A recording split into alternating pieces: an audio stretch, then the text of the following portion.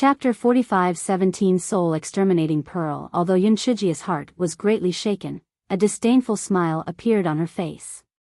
Dead as a doornail? Could it be that I popped out from the crack of a rock?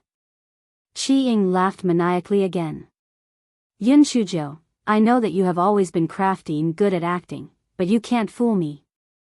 You are not the reincarnation of the ghost ancestor at all. Because our people saw with their own eyes that the ghost ancestor had already turned into nothingness. If the ghost ancestor was not really dead, why do you think the lord of that time, Shengzun, would have? Qi Ying realized that he had said too much at this point and snorted coldly. In short, you cannot be the ghost ancestor at all, and all of you will become nutrients for the 5 soul exterminating pearls. You are all dead. Soul exterminating pearls? That is clearly a soul-gathering pearl. When did it become a soul-exterminating pearl? Elder June shouted in terror. Qi Ying's face revealed a proud expression. I had already swapped those 5 pearls. Those are clearly 5 soul-exterminating pearls. You bunch of idiots still used cabbages full of soul power to consecrate those soul-exterminating pearls, causing them to become more and more brutal, ha ha ha. A bunch of idiots. Qi Ying was even more pleased with himself. That's right, if you want to blame someone, blame that idiot ghost ancestor of yours. If it wasn't for her saying something stupid like cabbages attract wealth when she was alive, how could I have taken advantage of it? Elder June and the rest were simply unable to contain their anger. At the same time, a huge panic surged in their hearts. All of this was planned by someone. Could it be that they really couldn't live? Qi Ying, aren't you very pleased with yourself? Yunchujo asked with a faint smile on the corner of her mouth. Qi Ying frowned. According to common sense, shouldn't Yunchujo have a face full of despair at this moment? How could she still smile? Humph. Of course I'm very proud. All of this was planned by our master. Di Biming is afraid of the blue glaze, so he would naturally think of ways to come to the ghost realm to find the red glaze. Originally, we were worried that we wouldn't be able to lure him here. Who would have thought that your appearance would give us a very good reason? In the end, it was you who harmed your lover, ha ha ha. Yunchujo nodded. Your dog shit master is indeed very cunning. Every step of ours is within his plan. It really makes people curious about his identity. Qi Ying snorted coldly. A lowly trash like you doesn't have the right to know the identity of our master. If it wasn't for the fact that we wanted to deal with Di Biming, we would have killed you long ago and let you roam around the various continents. Yunchujo nodded again. She was a little puzzled. Although she was quite smart and powerful, the Divine Devil Hall didn't seem to have used their full strength to hunt her down. It turned out that they had left her to pin down the gigolo. Yunchujo said with a faint smile, I am indeed a trash, but am afraid that your plot will not succeed. If it's according to what you said, those soul-gathering pearls have already been replaced by the soul-exterminating pearls, and am not the ghost ancestor, then why didn't you kill me before? Qi Ying frowned, HMPH. Those soul-exterminating pearls were just toying with you. Di Biming is the one they really wanted to devour. Keeping you alive must have been to lure Di Biming into the trap. Although Qi Ying said so, he felt a little uneasy. That's right, those soul-exterminating pearls were reasonably brutal. Why didn't they kill Yunchujo before? Chapter 45-18 Yunchujo saw the hesitation in Qi Ying's eyes and thought that there should be some variables in this. Perhaps they still had a chance to survive. Qi Ying, all right. Even if we all die today, you won't be able to survive. Why are you so happy? Are you stupid? Yunchujo pouted and said. Qi Ying snorted coldly, if we can help our master, what's there to fear in death? You guys go ahead. Yunchujo became more and more curious about that so-called master. His ability to train his subordinates was really amazing. Yunchujo sighed. Qi Ying, you're quite a character. Looks like we're going to die together. Since we're so fated, can you tell me where my Yuan Chong and spirit soul have been taken? Qi Ying said disdainfully, how would I know where they've gone? Even you're just a chess piece for us, and we're disdainful to deal with those two beasts. Yun Shujo didn't doubt Qi Ying's words. At this time, he didn't need to lie. Then, the question was, where did Buttface and Big Brick go? How did they disappear without a trace? Qi Ying saw that Yun Shujo didn't say anything for a long time and shouted, "Don't tell me you are still hoping that you can stay here for a long time? To tell you the truth, when I entered the cave, I had already done something. Even if I don't do anything, in 5 days, the soul-exterminating pearl will break out of the cave. You can only blame me for being too anxious earlier. Otherwise, you wouldn't have known who killed you until you died." Qi Ying's words immediately caused the evil spirits to panic. Someone even said, "Qi Ying, if we help you kill these 3 people, will you let us live?" Qi Ying laughed out loud. If that dead ghost ancestor knew that you guys had become so selfish, I wonder if he would be so angry that he would come back to life. However, you guys don't have to waste your energy. You guys can't kill this Biming. If you could kill him so easily, our master wouldn't have to go through so much trouble and waste so much energy. Yun Shijia's face suddenly turned gloomy. She had recorded the people who wanted to kill them in Xiao Hei's account book. If they were to escape, none of them would be able to live. Prince Charming, cripple Qi Ying's cultivation first to prevent any unnecessary complications, Yun Shujo said fiercely. Biming's eyes darkened when he heard that. He crippled Qi Ying's cultivation with one palm strike, and Qi Ying immediately collapsed to the ground like a pile of mud. At this moment, the stone wall actually split apart. 5 soul-exterminating pearls emitted a demonic red light as they flew out. They flew towards Biming's location. Qi Ying laughed out loud.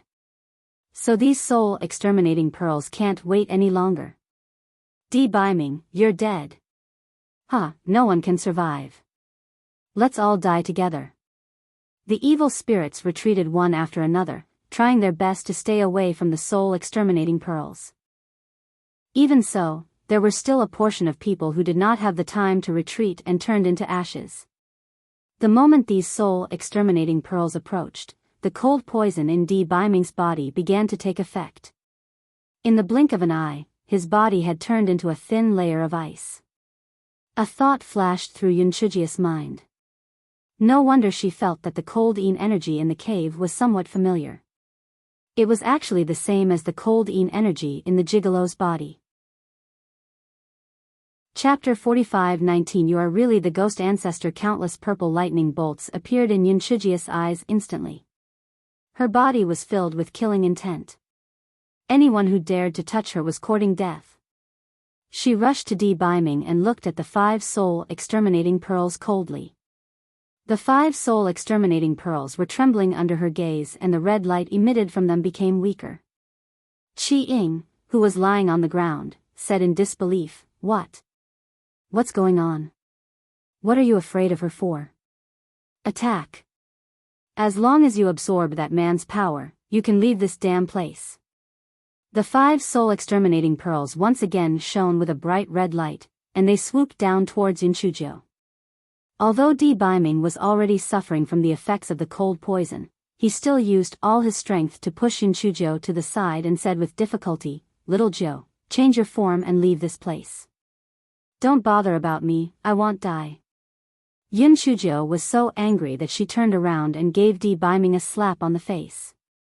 She said fiercely, "Shut up." It was unknown whether it was because the cold poison had taken effect or because she was stunned by the slap. In short, she was stunned on the spot. Yun Shujo ignored him and suddenly jumped up.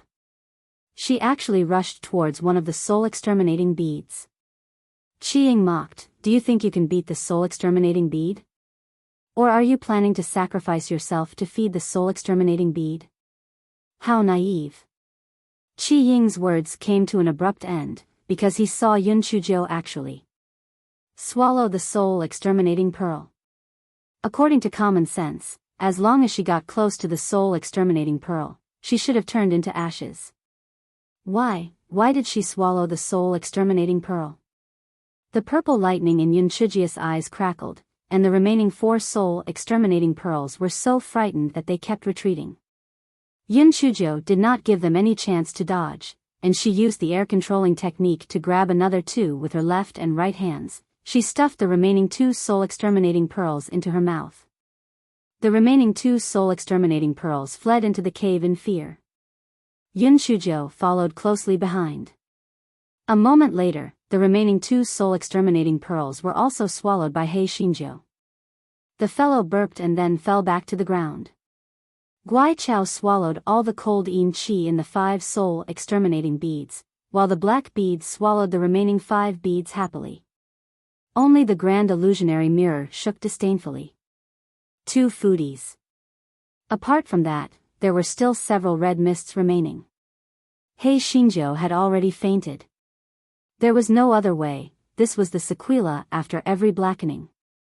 However, perhaps it was because they were in the ghost realm now. Hei Shinjo woke up very quickly, but she was still a little weak. The moment Hei Shinjo woke up, the red mist in her dantian slipped out of her dantian and floated out from between Yun Shuji's brows. Yun Shujo touched her forehead and looked at the smug red mist. She knew that it was the same thing as the drifters. How could there be such red mist in the soul exterminating pearl? Qi Ying looked at the red mist and said in horror, it's impossible. How can you really be the ghost ancestor? Aren't you already dead? Qi Ying's face was ashen. No wonder the soul exterminating pearl didn't attack you.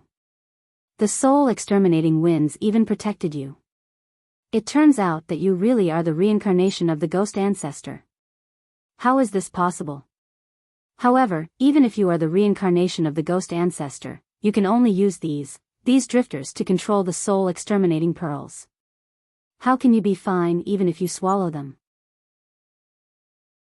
Chapter 45-20 He was your mortal enemy in your previous life, Yun Shujo said weakly. Can't you be a little more creative?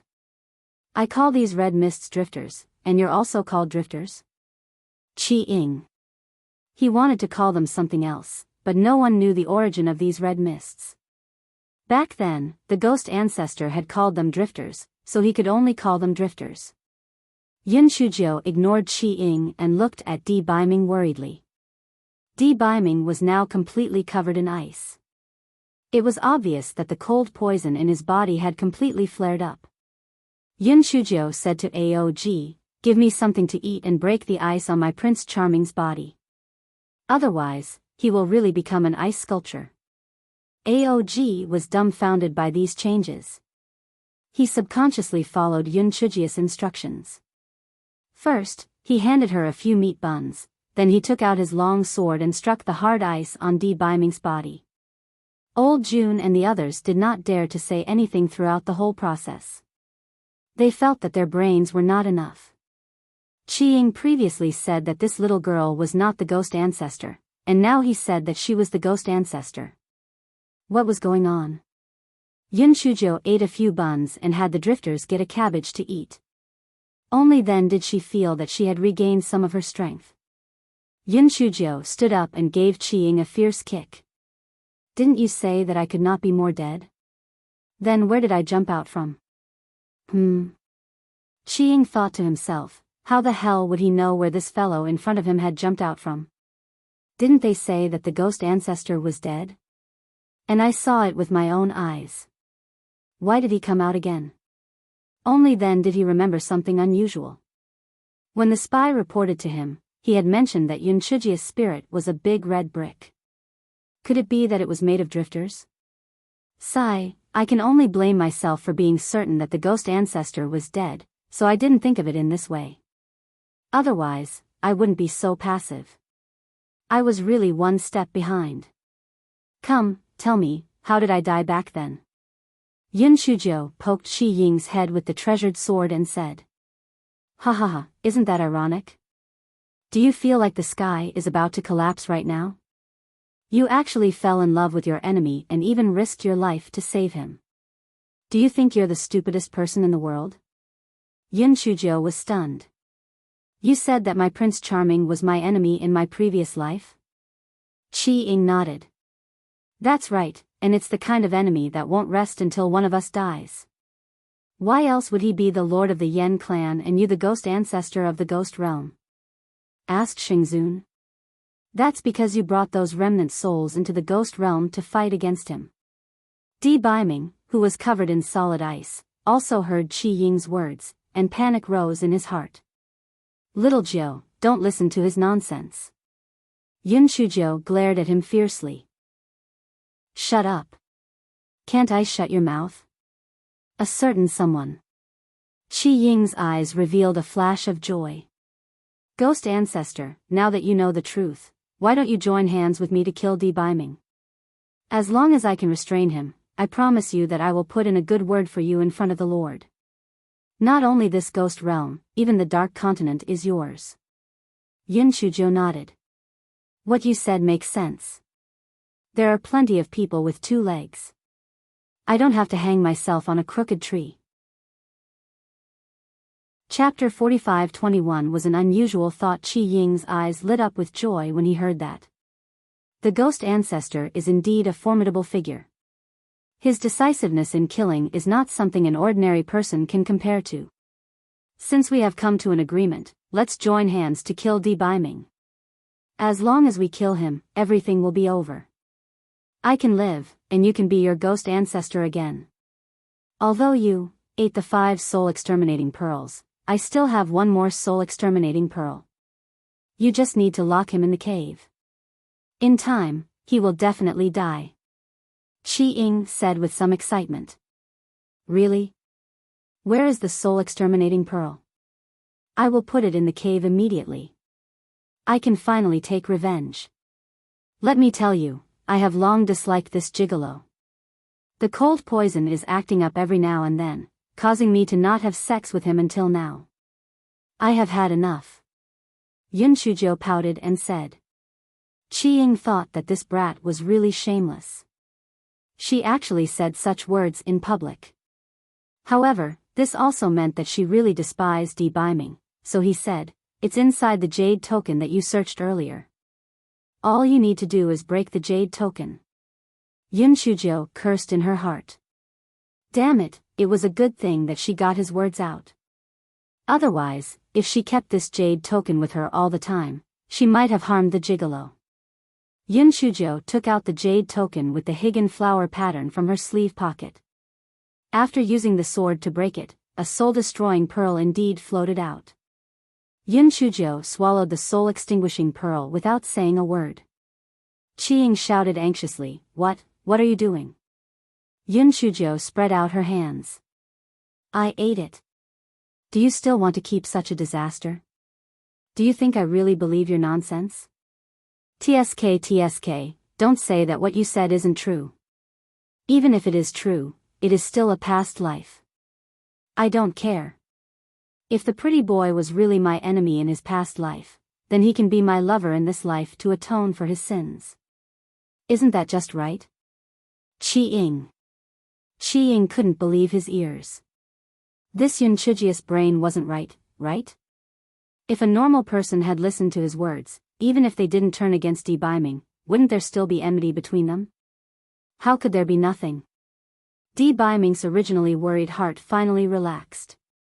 Although he did not have any memories of this entanglement, he was afraid. He was really afraid that he would lose little Jiu. Qi Ying was stunned for a long while before he sneered, Yun Shujiu, I admit defeat. If it were in the past, I would not have fallen for your trick. But now that I am forced into a desperate situation, that is why I trusted you so easily. However, don't be too smug. The reason why you can say that you're calm now is because your memories haven't recovered. Once you recover the memories of your previous life, I don't believe that you can still fall in love with your enemy. Yun Shujiu shrugged her shoulders. What's the use of believing it or not? Do I need you to believe me? You even fucking said that I couldn't be any more dead, that I can't be alive and well. Also, taking a step back, everything you said is true. The gigolo is really my enemy. In my previous life, he has already repaid me. In this life, I am willing to love him, dote on him, and protect him. Are you jealous? Qi Ying was so angry that he almost vomited blood. How did this Yun Shujiu's head grow? How could she think so differently from the average person? Chapter 45-22. Little Shadow Chi-Ying took a long time to recover before he gritted his teeth and said, Yun Shujo, you're just being stubborn. I don't believe that once you regain the memories of your previous life, you can still be as confident as you are now. Yun Shujo stared at Chi-Ying for a few times when she heard that. It made Chi-Ying's hair stand on end. Why are you looking at me? Yun Shujo said with a smile, if it weren't for the fact that we don't know each other, I would have thought that you had chased me in your previous life. This is between me and the gigolo. Why are you so anxious? Could it be that you fell in love with me at first sight? Chi-Ying was so angry that he was twitching. He had seen shameless people before, but this was the first time he had seen such a shameless person. Yun Shujo, good, very good. I hope you won't forget what you said today when you recover your memory. I have nothing more to say. The winner takes all. Kill me. Chi-Ying snorted coldly. He felt that if he continued talking, he would be so angry that he would die. Yun Shujo circled Chi-Ying a few times, which made Chi-Ying dumbfounded. He said angrily, if you want to fucking kill me, then hurry up. Why did you turn? Brother Chi-Ying, I think you are a good person. There are very few people like you who would rather die than submit. How about you follow me in the future? Yun Shujo said with a smile. Chi-Ying finally spat out a mouthful of blood. Brother Chi-Ying? Follow her? This was a fucking lunatic. Brother Chi-Ying, calm down. Even if you are very surprised and excited, don't spit out blood. I have always been open-minded, so I will forget about the past and accept you. Yun Shujo patted Chi-Ying's shoulder and said. Chi-Ying, I want to die quickly. Yun Shujo, just give up this idea. I will not betray my master, just do it. Chi-Ying said angrily. TSK, why are you so stubborn? How did you persuade me to surrender before? That master is just a useless snack, or else he wouldn't have been able to do anything to my Prince Charming all these years. Besides, he was so wicked. He was eating, drinking, and having fun by himself. How could you be so willing to be a ghost in this cave of 10,000 ghosts? Yun Shujo smiled like a wolf with a big tail. Chi-Ying didn't say anything. He closed his eyes and looked like he was ready to die. Brother Chi-Ying, don't you want to live until the day my memory is restored? Don't you want to see if I will part ways with the gigolo after my memory is restored? Chi-Ying was annoyed by her boisterous words and snorted coldly, humph. Even if I really want to see you two become enemies, I will not betray my master. Yun Shujo spread her hands. I didn't ask you to betray your master, I just asked you to follow me. Is this a contradiction? Chi-Ying, do you think he is a 3-year-old child? However, he had a thought. If he pretended to submit and followed Yun Shujo, he might be able to act as a spy for his master. Therefore, he showed a conflicted expression. After a long while, he said, all right, even ants can survive. I will follow you for now. But we have agreed that I will not tell you anything about the Divine Devil Hall. You can forget about getting any information about the Divine Devil Hall from me.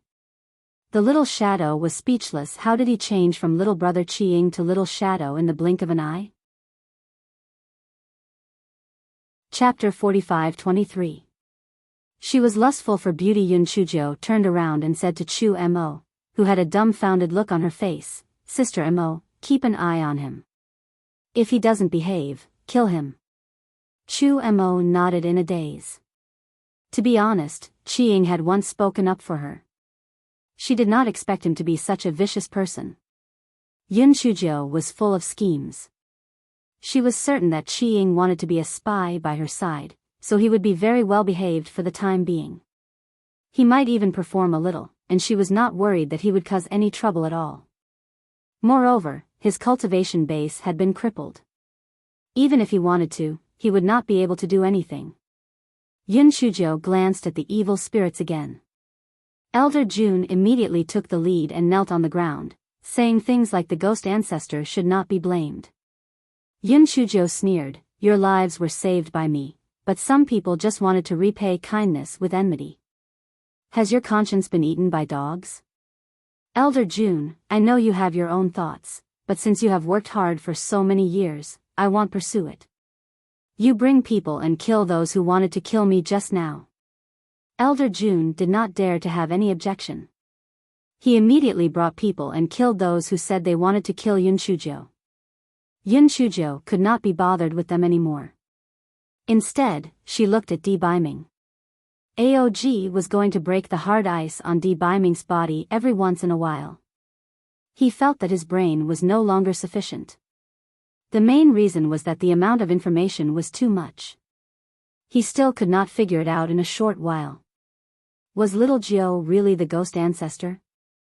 In his previous life, he was still a mortal enemy of the Lord and Xingzun. That Qi Ying was someone from the Divine Devil Hall? All of this was planned by the Divine Devil Hall. That was true. He was able to come to the ghost realm because of the instigation of the people from the Divine Devil Hall. Putting everything else aside, the Yen clan would never betray the Lord. They would definitely follow the Lord, even if the Lord was once his love rival, Xingzun. What made him most incredulous was that little Jiao had even taken in that Qi Ying. Didn't she know that it was a poisonous snake? Wasn't she afraid of breeding a tiger? Aog gagged and swallowed his words. It wouldn't be too late to say it when there was an opportunity. Yun Shujo ignored Aog and looked at Di Biming. Di Biming's face was as pale as paper, and there was a small and perfect palm print on the left side of his face. Hei Shinjo touched her nose guiltily. The reason why she had slapped Di Biming was firstly because she was anxious, and secondly because she wanted to shock Di Biming. If she hadn't slapped him, he probably wouldn't have been stunned. Even though that was the case, if she did not slap him in the face, when the gigolo recovered, he would probably not be kind to her. Hei Shinjo pulled Aog aside and kissed Di Biming's lips directly. The evil spirits. Aog. Qi Ying, he finally understood why Yun Shujo ignored the grudges from his previous life. She must be fucking lusting after Di Biming's beauty. He did not expect the grand ghost ancestor to turn into a pervert after being reincarnated. Hei Shinjo naturally did not take advantage of him. She wanted the Guai Chao to suck out the thing that created the cold poison in Di Biming's body. Although she knew that the hope was not high, what if it worked? Needless to say, it was most likely because she had not used this move for a long time. The moment their lips touched, something in Di Biming's body jumped into Yun Shuji's dantian and was immediately eaten by the Guai Chao. The speed of the Guai Chao was very fast. Yun Shujo still could not see what it was eating. Chapter 45-24 was about Xingzun. Di Biming's condition instantly improved a lot. Although he was still very weak, his body was no longer frozen. Qi Ying's eyes were wide open. What was going on? Why did this pervert kiss Di Biming and the cold poison in Di Biming was alleviated a lot? No wonder their Divine Devil Hall could not kill Di Biming. So, as long as Di Biming was kissed by Yun Shujo, he could alleviate the cold poison? It turned out that Di Biming was also a pervert. In his original consciousness, although the Lord and the Ghost Ancestor were enemies, they were also lofty and mighty figures.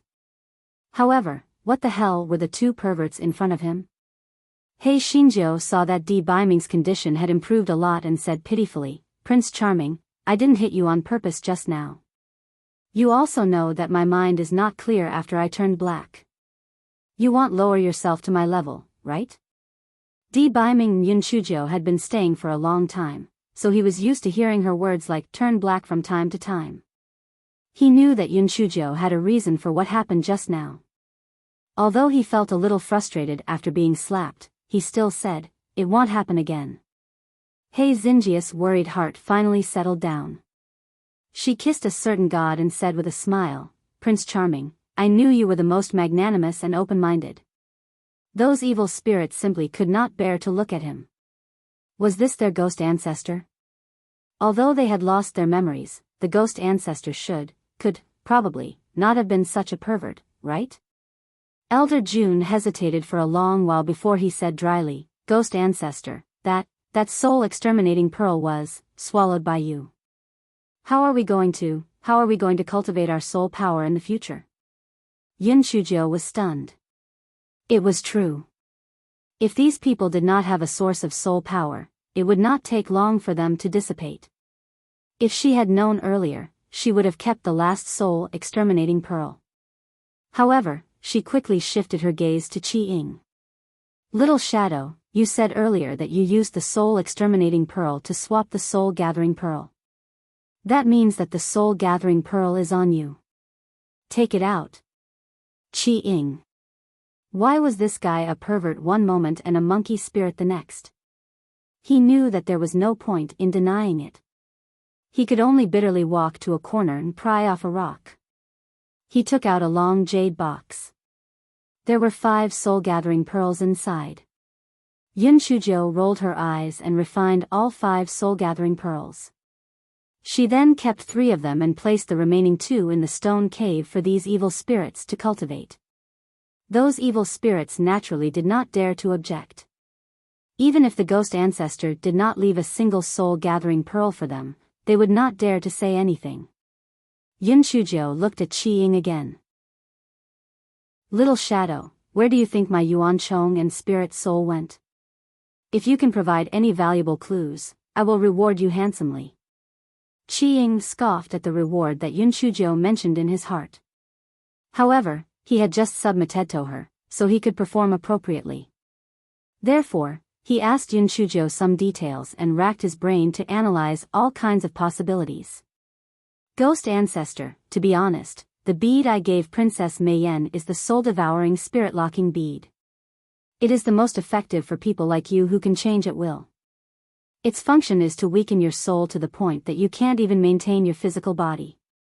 Since you don't have a physical body, the spirit souls and primary pets that you summoned will turn into ashes. They should be dead by now. Chapter 45-25, Where was he trapped? Bang. Yun Shujio kicked Qi Ying to the side. I asked you to help me find their whereabouts. You fucking said that they were dead. Are you courting death? Qi Ying had lost his cultivation. He almost fainted from He Xinjia's kick. He was completely stunned by the kick. According to his thoughts, since Yun Shujio had finally persuaded him to surrender, shouldn't she be polite to him? Why was she beating and scolding him now? Wasn't she afraid that he would go back on his word? Qi Ying really wanted to resist, but when he thought of his hidden purpose, he gritted his teeth and endured it. A faint light flashed in Yun Shujia's eyes. Little girl, you're already like this, yet you still don't resist. It's obvious that you have other motives. Since that's the case, you'll suffer. Qi Ying suppressed the anger in his heart and said, Ghost ancestor, I'm not cursing them to die. I'm just analyzing the possibilities. Since you're sure that they're still alive, something must have happened. As long as we find this anomaly, we can follow the clues and find their whereabouts. The evil spirits who were called trash, they didn't want to lose face, did they? Qi Ying felt a strange sense of self-satisfaction. When he realized it, he immediately suppressed that little bit of self-satisfaction. They had become prisoners, what was there to be proud of? At this time, Yun Shujio asked, Then tell me what clues you found from this anomaly? Qi Ying said with some uncertainty, Ghost ancestor, your spirit soul should be formed by the drifters, right? Yun Shujio did not hide it and nodded. Qi Ying saw her nod and continued, if that's the case, the problem should be those drifters. They must have used some method to escape. Otherwise, it and your Yuan Chong would not be able to keep their lives. Yun Shujio felt that Qi Ying's analysis was reasonable. However, where did the brick take it and butt face? Moreover, it was obvious that they were trapped. Otherwise, Butt Face would not have asked for help from her. Di Baiming looked thoughtfully at the red mist floating around Yun Shujio. Little Joe, if the problem is with the brick, perhaps these drifters know where they are trapped. Yun Shujio felt that what he said made sense. She immediately asked the drifters, "My spirit soul is formed by the same drifters as you. Do you know where my spirit soul and Yuan Chong went?" The drifters seemed to understand Yunchuji's words. They paused in the air for a moment and then rushed toward Hei Xinjia's glabella. Hei Xinjiu pulled them aside impatiently. "I'm asking for their whereabouts, not to play with you. Besides, you're not my spirit soul now. Why are you drilling into my glabella?" Speaking up to this point, Yunchuji's heart stirred. After she summoned the spirit soul, the drifters appeared in front of her in the form of a big brick.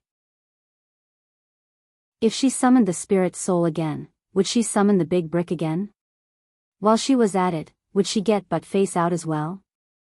After she explained her thoughts, Qi Ying said, "Ghost ancestor, this place is quite special.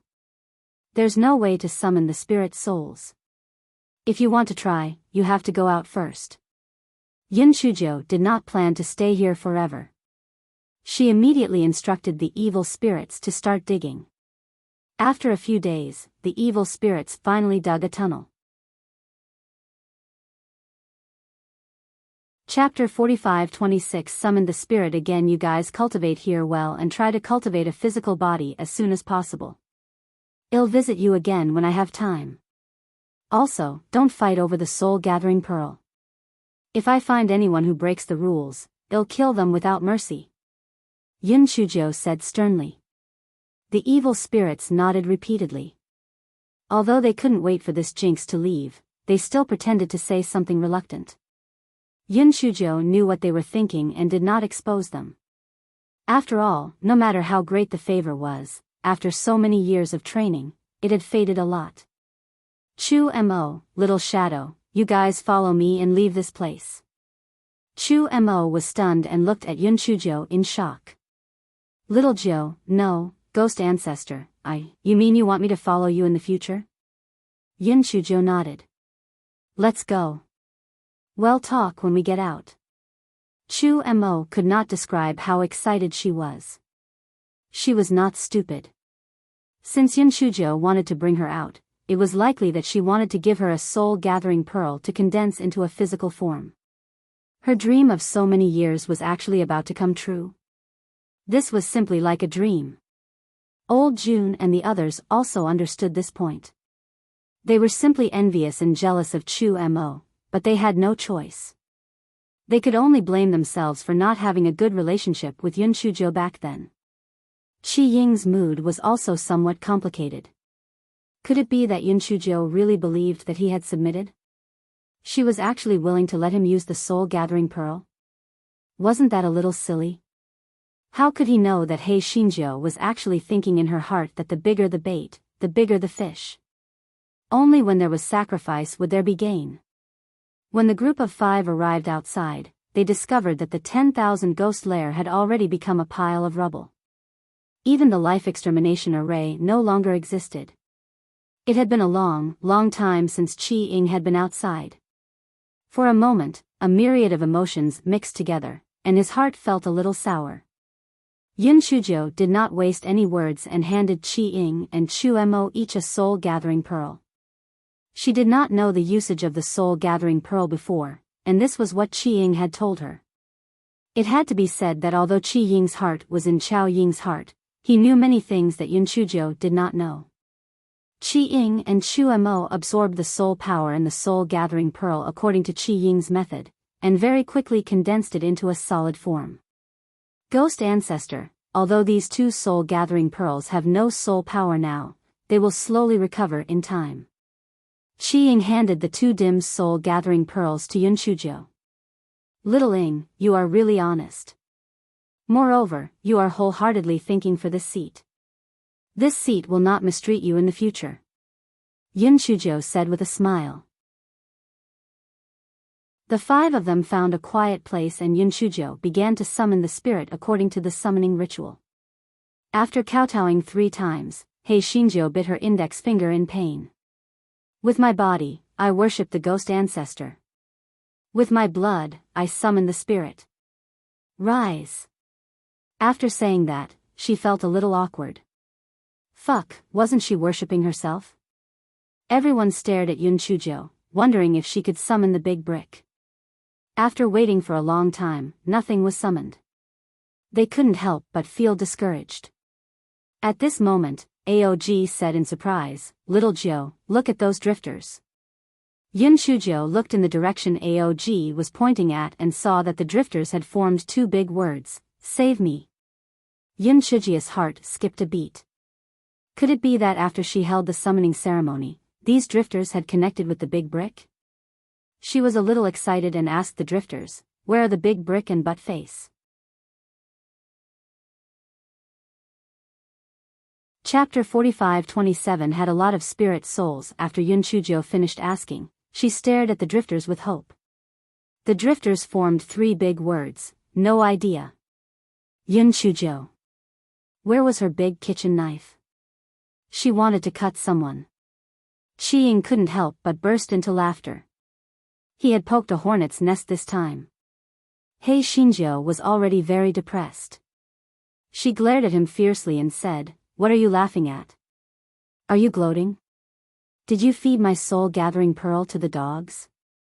Qi Ying, he finally knew that Yun Shujiu had subdued him to vent her anger. He was a little regretful now. Could he go back on his words? After scolding Qi Ying, Yun Shujiu said to the drifters, "Give me some valuable clues, or else I'll die there." The drifters were a little flustered, and after a moment, they formed four words, "Many spirit souls." Yun Shujiu frowned. Many spirit souls? What did that mean? Qi Ying quickly said in order to atone for his sins, "Ghost ancestor, I guess these drifters mean that there are many spirit souls in the place where they are." After Qi Ying finished speaking, the drifters formed a big word, "Yes." It seems that I have guessed correctly. There are indeed many spirit souls in the place where they are located. Then, there is a high chance that they are the headquarters of those spirit souls. However, after so many years, only the ghost ancestor knew where those spirit souls came from. Ghost ancestor, think carefully. Where exactly are those spirit souls? Qi Ying's eyes flashed. Regarding this secret, their divine devil hall had searched for a long time but had not found any clues. This time, he might be able to make a contribution. Yun Shujiu did not need to look to know what Qi Ying was thinking. However, she had no memory of the ghost ancestor, let alone where the spirit souls were hidden. What should she do? She could not ignore Big Brick and Buttface's lives. Although Di Biming and the others were anxious for her, they could not help much. They knew very little about the spirit souls. The spirit soul's intelligence was not very high. Moreover, once the spirit soul was summoned, the past would be forgotten. Hence, it was useless to look for clues from the spirit soul. Qi Ying's mouth twitched in his heart. Wasn't it just the spirit soul and Yuan Chong? So what if they died? It was useless to wait until they left the ghost realm. Was there a need to be so anxious? However, he did not dare to say it out loud. He did not want to be scolded. At this moment, the black bead in Yun Shujiu's dantian trembled. Yun Shujiu was delighted. She used her divine sense to ask, "Glass bead, do you know where the spirit souls are?" The black bead trembled again. Although it could not speak, Yun Shujiu could feel that the black bead was rather smug and carried a hint of arrogance. It was obvious that it wanted Yun Shujiu to beg it. Yun Shujiu comforted herself. Endure it. It was not the first time that she had lost face as her master. That was true. The fellow said obsequiously, "Little bead, you are the most luxurious bead in the world. As long as you tell me the whereabouts of Buttface and Big Brick, I promise to get all the beads from the Nameless Sword sect for you when I return to Atlas Continent." Almost as soon as He Xinjiu finished her sentence, a blinding white light appeared in front of her eyes, and then she did not know anything else. When Yun Shujiu regained her consciousness, she heard a sarcastic voice, "Everyone, take a look at what she summoned."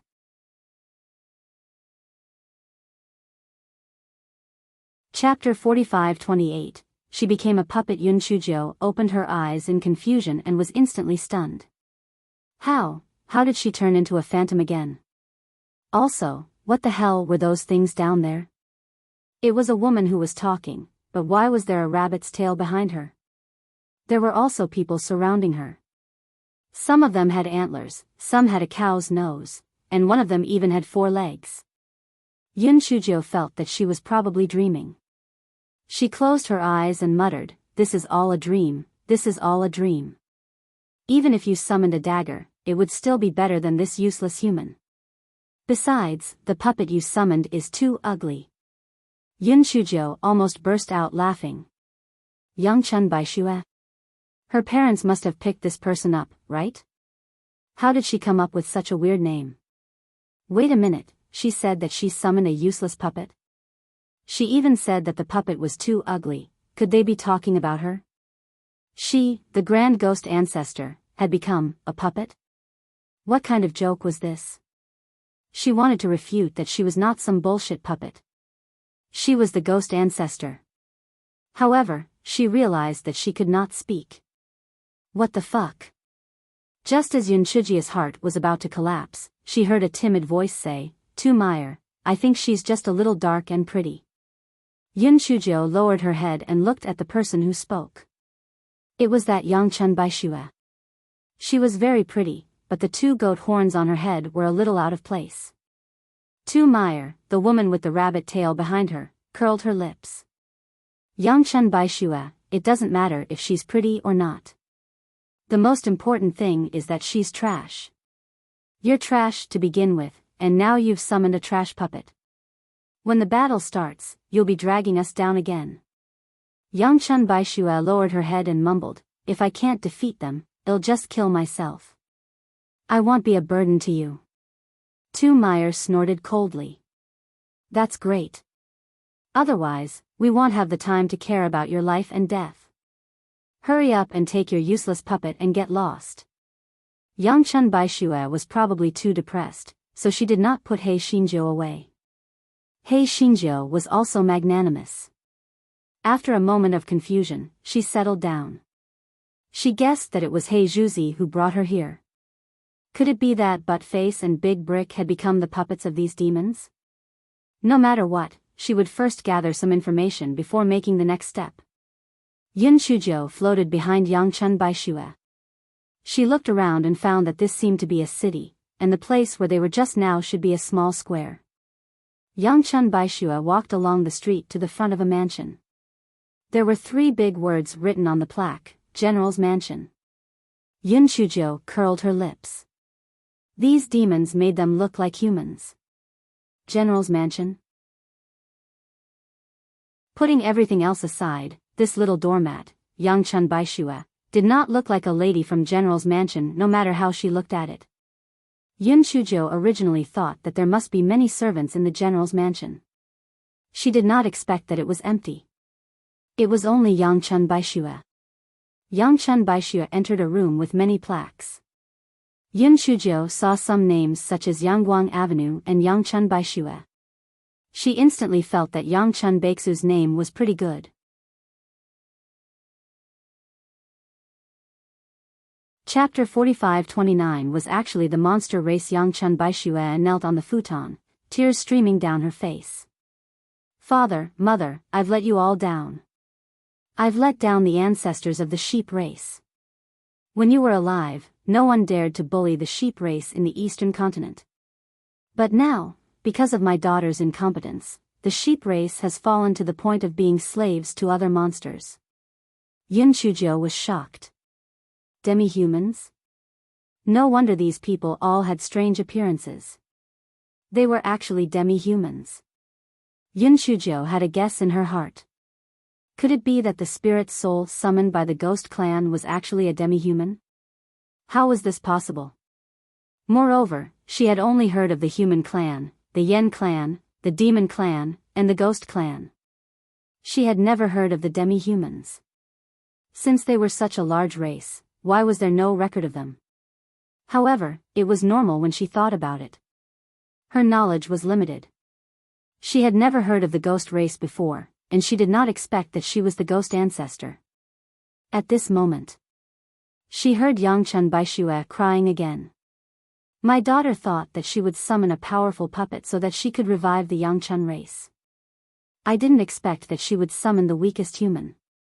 My daughter is really useless. He Xinjiu was immediately unhappy. How could she be weak? She was the grand ghost ancestor. It was a tragedy.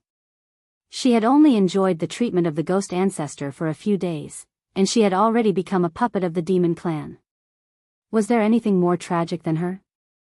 Her poor pretty boy, please don't be summoned by a demoness. Otherwise, she would smash the black bead into pieces. Yun Shujiu thought of the black bead and hurriedly looked inside her dantian. Seeing that the three old men, Guai Chao, were standing there calmly, she heaved a sigh of relief.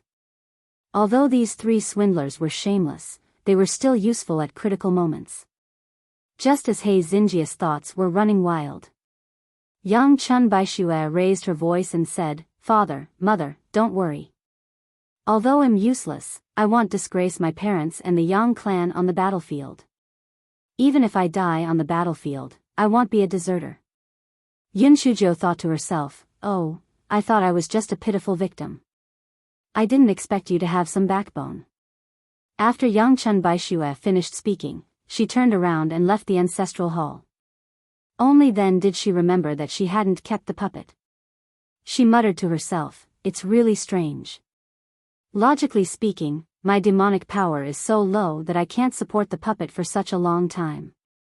Why hasn't she dissipated yet?" Yun Shujiu cursed in her heart. It was bad enough that she, the grand ghost ancestor, had become a puppet, but why had she dissipated? Dissipated my ass. Yangchun Baixue began to make hand seals with both hands in an attempt to recall He Xinjiu.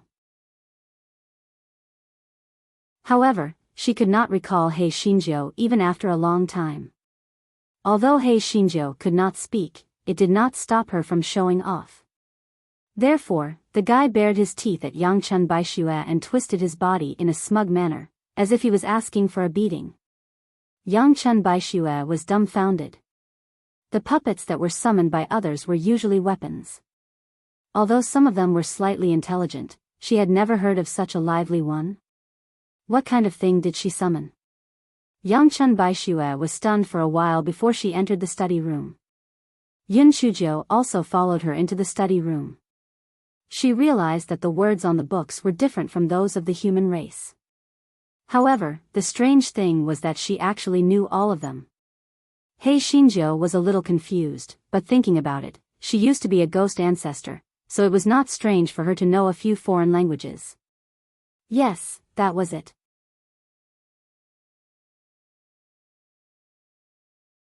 Chapter 45-30. Useless human puppets. Yangchun Baixue was reading books about summoning puppets. Yun Shujiu also read along. Yangchun Baixue almost threw the book in her hand on the ground. Puppets actually knew how to read? He Xinjiu rolled her eyes. This Yangchun Baixue was indeed a sheep. She was too timid. Was she that scary? However, this fellow remembered that Tu Meyer had said that she was ugly. He glanced left and right and found a mirror made of an unknown material, which floated over happily. When this fellow looked at the mirror, he was so angry that he started twitching. Damn black bead. It must have tricked her naked. Her facial features did not change much, but her face was as black as ink. It was even darker than when she had just transmigrated. No wonder that rabbit spirit said that she was ugly. The book in Yangchun Baixue's hand fell to the ground. A puppet that could look in the mirror? Was she really summoning a puppet? He Xinjiu turned her head and saw that Yangchun Baixue was dumbstruck. She pouted and pointed at the book on the ground. Yangchun Baixue had no choice but to open the book in confusion. The book Yangchun Baixue flipped through introduced knowledge about puppets. The puppets summoned by the monster race could help the host fight, and as their strength increased, they could even gain a physical body. If the summoned weapon gained a physical body, then the host's combat strength would greatly increase. Most people would only summon a weapon. No matter how bad it was still an item. The most useless thing would be to summon a beast puppet or a human puppet. Not only was the combat power of these two puppets weak, but it was also very difficult to obtain a physical body. They were simply too weak. In a battle, if one side's puppet was a treasure sword and the other side's puppet was a human, the treasure sword would easily cut the human puppet, and the human puppet would lose its combat power. On the other hand, even if the human puppet broke the treasured sword puppet, the treasured sword puppet could still fight. Therefore, Yang Chun Baishue summoned Hei Shinjo, which attracted ridicule. After reading it, Yun Chuzhou thought to herself, if Butt-Face really became someone's puppet, he would be despised as a dog.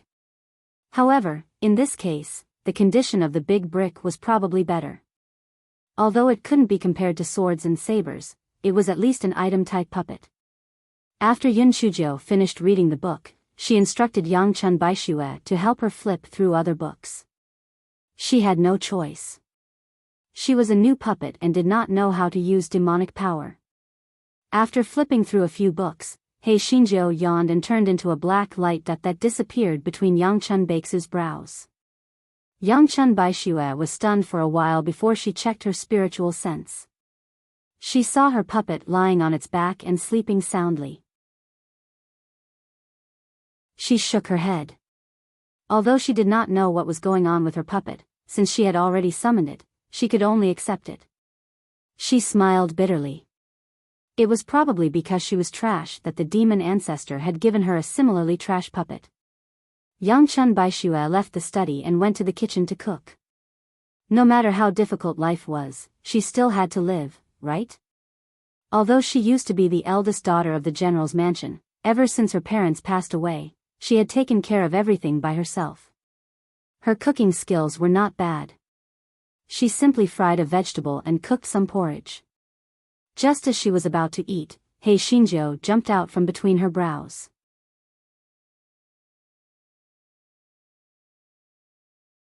Chapter 45-31 Miserable host Yang Chun Baishue was shocked.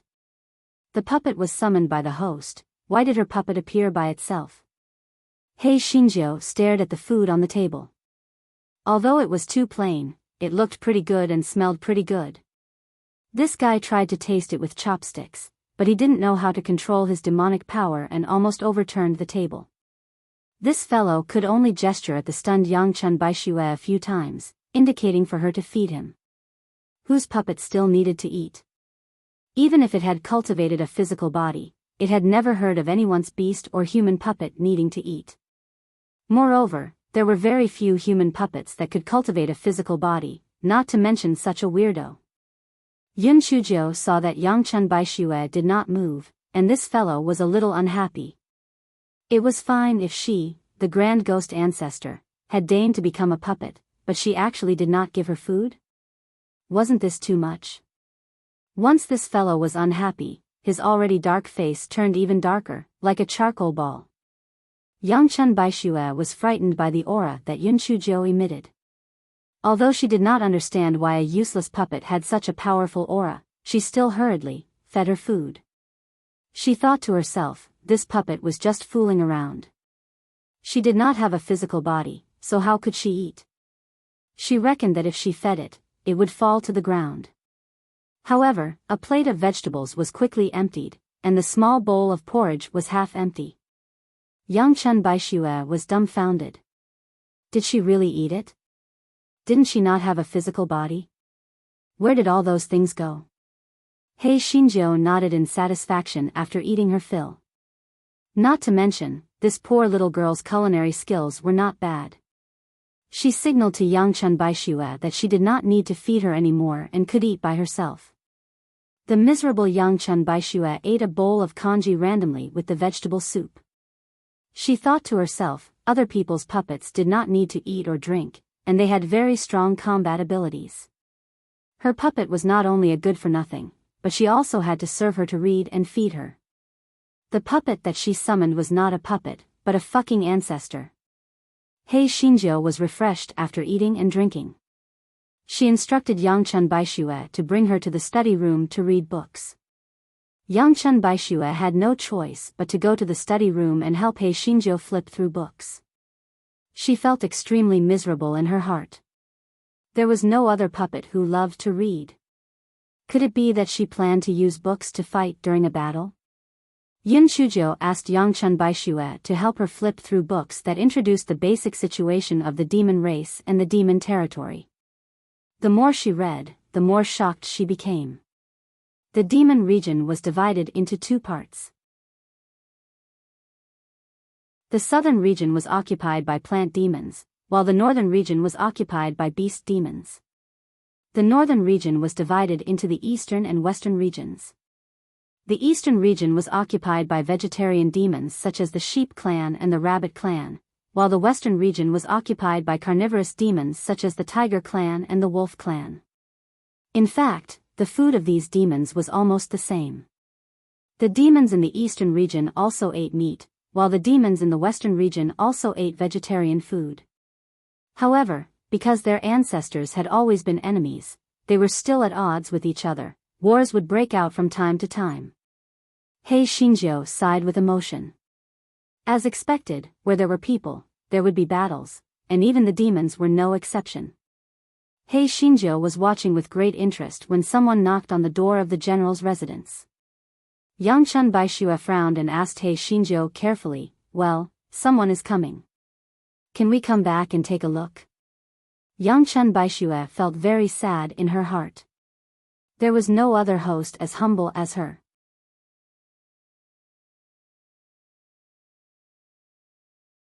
Chapter 45-32, Imperial Edict. Hei Shinjio looked at Yangchun Baishue as if she was a wronged wife and only had one word in her heart: awesome. She had been tormented by Guai Chao and the others, and now she was finally the master. Hei Shinjio nodded with a smile and took the lead to float towards the door. The two of them walked out of the study room. Before they reached the entrance of the courtyard, they heard someone cursing. Yangchun Baishue, are you deaf? Get out of there now. Hei Shinjio frowned. It seemed that this poor girl had been bullied a lot. After Yangchun Baishue opened the door, she was pushed by someone and staggered. You piece of trash. Why did you only come to open the door? Yangchun Baishue steadied herself and looked at the person who spoke. Tu Meyer, why are you looking for me? Nonsense. Do you think I would come to your Jinx's place if I had nothing to do? Eunuch Ma, read the Imperial Edict. Tu Meyer said proudly. An old eunuch stood beside Tu Meyer. Yun Shujio could tell from his long face that he must be from the Ma clan. Yangchun Baishue saw Eunuch Ma holding the Imperial Edict in his hand and quickly knelt on the ground. Tu Meyer and the handmaidens she brought also knelt on the ground. In accordance with heaven's will, the emperor decreed that General Yang's daughter, Yangchun Baishue, originally had an engagement with the crown prince. However, Yangchun Baixu's demonic power was low and now she summoned the lowest level human puppet. It was difficult for her to be the crown prince's consort, so she changed Tu Meyer to be the crown prince's consort. In consideration of the Yang family's past contributions to the country, Yangchun Baishue has been conferred the title of crown prince's good wife. This is her. Yangchun Baixu's entire body trembled. Crown prince's good wife? Below the crown prince's consort were the crown prince's side concubines. Below the crown prince's side concubines were the good concubines, and then the good wife. The so-called good wife was only slightly stronger than the Tong Fong girl. This was not showing mercy, it was clearly humiliating her. Eunuch Ma's male duck voice sounded again. Yang Liangyuan, aren't you going to accept the Imperial Edict and thank me? Yangchun Baishue took the Imperial Edict with both trembling hands. Eunuch Ma snorted coldly. Yang Liangyuan, now your general's residence is just an empty shell, and your demonic power is low. The emperor has already shown exceptional mercy by granting you the title of courtesan. Don't be ungrateful. Yangchun Baishue trembled even more violently. There was grief, anger, and a hint of unwillingness. On what basis? The marriage contract was personally bestowed by retired emperor, and now she had become the crown prince's lady instead of the crown princess consort. This was simply going too far. After Eunuch Ma finished speaking, he left. Tu Meyer did not leave. She said smugly, Yangchun Baishue, I've told you long ago that the person Crown Prince likes is me, but you insist on using the retired emperor's marriage to pester him. How shameless. To tell you the truth, when you enter the Crown Prince's residence in the future, he'll take good care of you. I guarantee that you'll never forget it. After Tu Meyer finished speaking, she left with her people smugly. Yangchun Baishue fainted in grief and indignation. He Xinjiu, who had watched a good show. This poor little girl's mental endurance was too poor. She fainted just like that. Even if she did not ask Yangchun Baishue, she knew the general's residence was useless. This Yangchun Baishue was also a good-for-nothing, so she became the Crown Prince's consort. Presumably, that rabbit spirit had an extraordinary family background, which was why she was made the Crown Princess consort. However, this emperor was really disgusting. It was fine if you didn't make a pitiful Crown Princess consort, but you gave her an extremely low position. It was obvious that you were bullying her.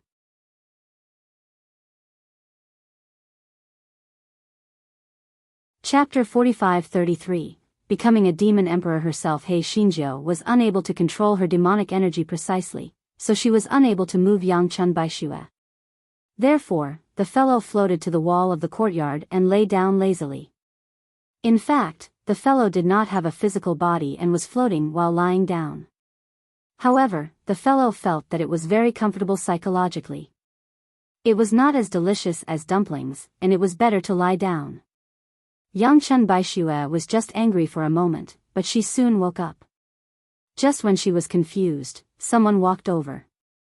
Schwer, what's wrong? A man in bright yellow clothes walked over quickly and helped Yangchun Baishue up. The man was quite handsome, but he had a pair of antlers on his head. He Xinjiu laughed in her heart. It seemed that the royal family of the eastern continent was a deer clan. When Yangchun Baishue saw who it was, her eyes lit up with surprise. Your Highness the Crown Prince? Has the Emperor changed his edict? Crown Prince Lu Ziyan shook his head in embarrassment. Schwer, how can Father's edict be changed so easily? I've been trying to persuade Father for a long time, but Father insisted on giving the edict. You won't blame me, right? Yun Shujiu rolled her eyes. This Crown Prince was simply a male version of a white lotus. Yangchun Baishue revealed a bitter smile.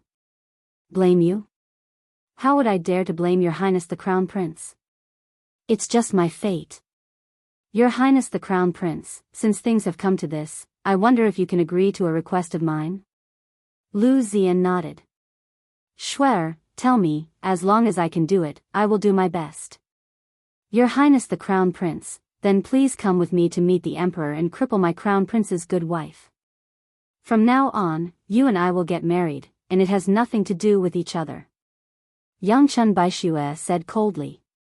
Lu Ziyan obviously didn't expect that Yangchun Baishue would say that. His face immediately turned ugly. Schwer, you are just saying that out of anger, right? Although the position of the wife is a little low, but in the future, if there is such a day, I will definitely make you a noble consort. Why are you so calculative? Yun Shujiu was about to burst into laughter. This bullshit Crown Prince was really shameless. What was calculative? The poor little girl was originally the Crown Princess consort who was demoted to a concubine, yet she still had to be grateful. Yangchun Baix's expression became even colder, but she straightened her back and said, Your Highness Crown Prince, our Yang family has an ancestral rule that the Yang family's daughter will never be a concubine, so I cannot afford this good wife Crown Prince. If you are not willing to face the saint with me, I will face the saint alone. Lu Ziyan sneered. Schwer, you are just an orphan girl now, and your demonic power is low. You have even summoned a useless puppet. Without my protection, not only your mansion, but also your life will be lost. He Xinjiu was immediately infuriated. Damn it. Both of them were calling her a useless woman. How was she a useless ghost ancestor? After she mastered her demonic energy, she would kill all these pieces of trash. She would become the demon emperor herself. Upon hearing Lu Ziyan's words, Yangchun Baishua burst into laughter.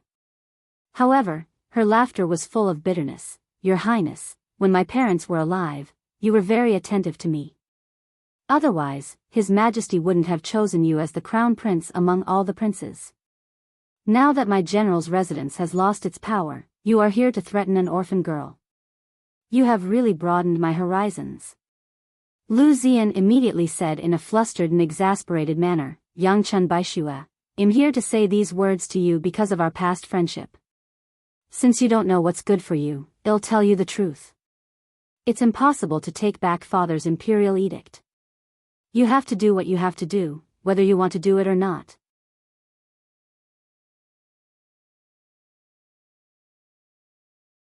Chapter 45-34 I want to eat meat. Yangchun Baishua straightened her back and said in a cold voice, you have to do it even if you don't want to? What if I die? Lu Ziyan was stunned at first, then he said viciously, die? Even if you die, you have to die as the crown prince's good wife. Lu Ziyan saw that Yangchun Baishua had suffered a blow and said hypocritically, Swear, what we said just now was just words of anger. Stay at home and prepare for marriage. When you get married, I will definitely treat you well. Seeing that Yangchun Baishua was in a daze, the corners of his mouth curled up into a disdainful smile. He turned around and left. However, he suddenly shivered and felt a strong murderous intent. He turned his head and saw He Xinjiu lying on the wall of the courtyard. Lu Ziyan immediately showed a contemptuous look. He must have been hallucinating. It was impossible for this useless puppet to have such strong killing intent. He snorted coldly and left with his men. Yun Shujiu narrowed her eyes and looked at Lu Ziyan's back. It seemed that there were scumbags in all races and races. This Lu Ziyan was really a scumbag. He Xinjiu sighed for a while and floated down. She saw that Yangchun Baishua was still in a daze, so she waved her claws at Yangchun Baishua. Yangchun Baishua finally came back to her senses. She ignored He Xinjiu and staggered into the courtyard to close the door. He Xinjiu, who was locked outside the door. Hey, did you forget something? Your puppet is still outside. He Xinjiu curled her lips.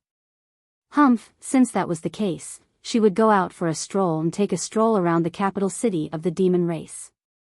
Unfortunately, she did not walk far before she was pulled into the general's residence by a suction force. Only then did she remember that the puppet could not be too far away from the host. Very soon, she saw Yangchun Baishua, who was crying on the bed.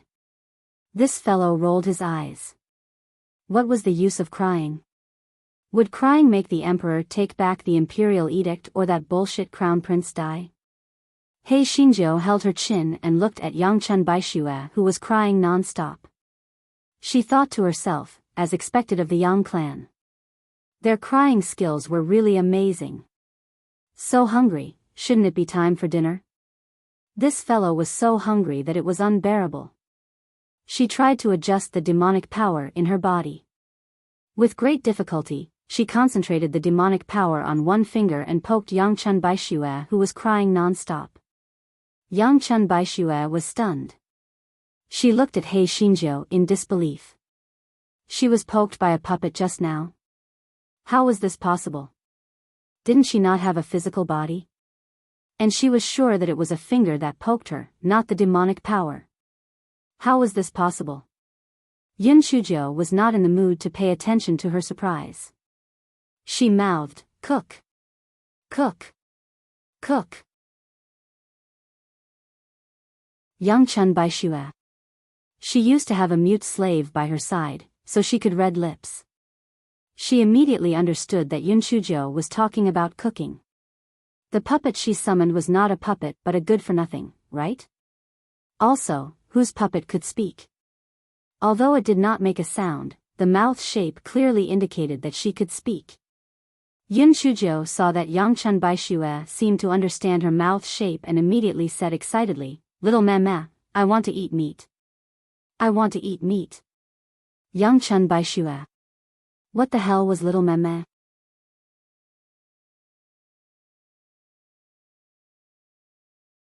Chapter 45-35 Eating chicken. He Shinjo saw that Yangchun Baishue was in a daze and immediately floated towards the kitchen. Yangchun Baishue came back to her senses and quickly followed. However, after being interrupted by He Shinjo, her originally sorrowful mood was somewhat alleviated.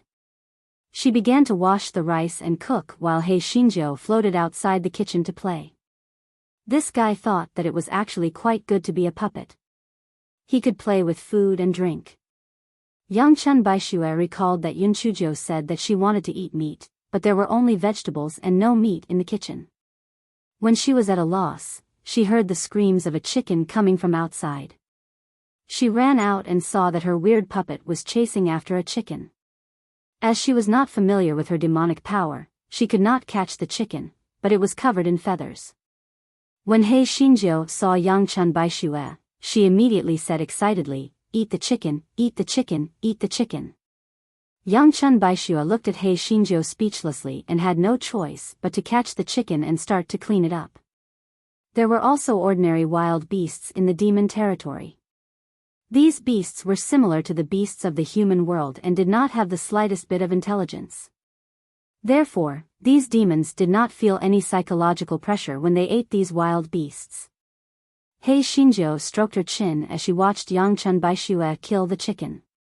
She thought to herself that although little Memme liked to cry a little, it treated her puppet pretty well. It actually killed the chicken. Yangchun Baishue cleaned up the chicken and put it into the pot to stew. He Shinjo stared at it with her eyes wide open. She was so greedy that she could not stop. Yangchun Baishue was speechless when she saw her greedy look. Was she summoning a puppet or a good-for-nothing? When the chicken was cooked, Yangchun Baishue fed He Shinjo again. After He Shinjo had eaten her fill, she jumped back to Yangchun Baishue and fell asleep. Yangchun Baishue smiled bitterly. She was summoning an ancestor. She was in a bad mood and could not eat after eating half a bowl of rice. He Shinjo had a good sleep. When she walked out, she found Yangchun Baishue crying in the ancestral hall again. She could not help but roll her eyes.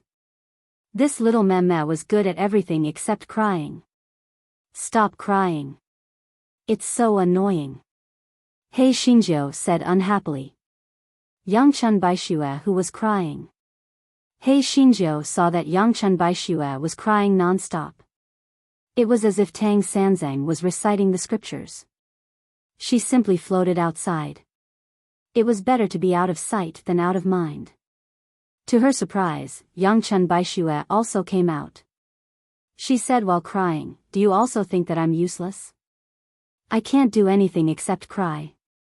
Yunchujo rolled her eyes and said word by word, "You know how to cook." She thought for a moment and added sincerely, "It's quite delicious." Yangchun Baishue. However, after being teased by He Shinjo, her sadness was somewhat relieved. She sobbed and said, "I know that I'm useless, but my demon essence is different from others. I've tried my best to cultivate it to this level. I'm cultivating when others are resting, and I'm cultivating when others are playing. But even so, I'm still the weakest." Yangchun Baishue didn't expect Yunchujo to comfort her. She just found a person to talk to and continued, "When father and mother were alive, none of them dared to bully me. Even though I was useless, they all fawned on me and flattered me. But after father and mother passed away, everything changed."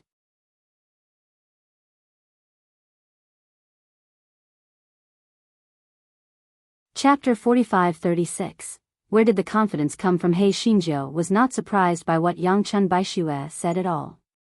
Human relationships were always cold and warm. Yangchun Baishue said self-mockingly, "I was blind in the past and thought that the crown prince had a sincere heart for me.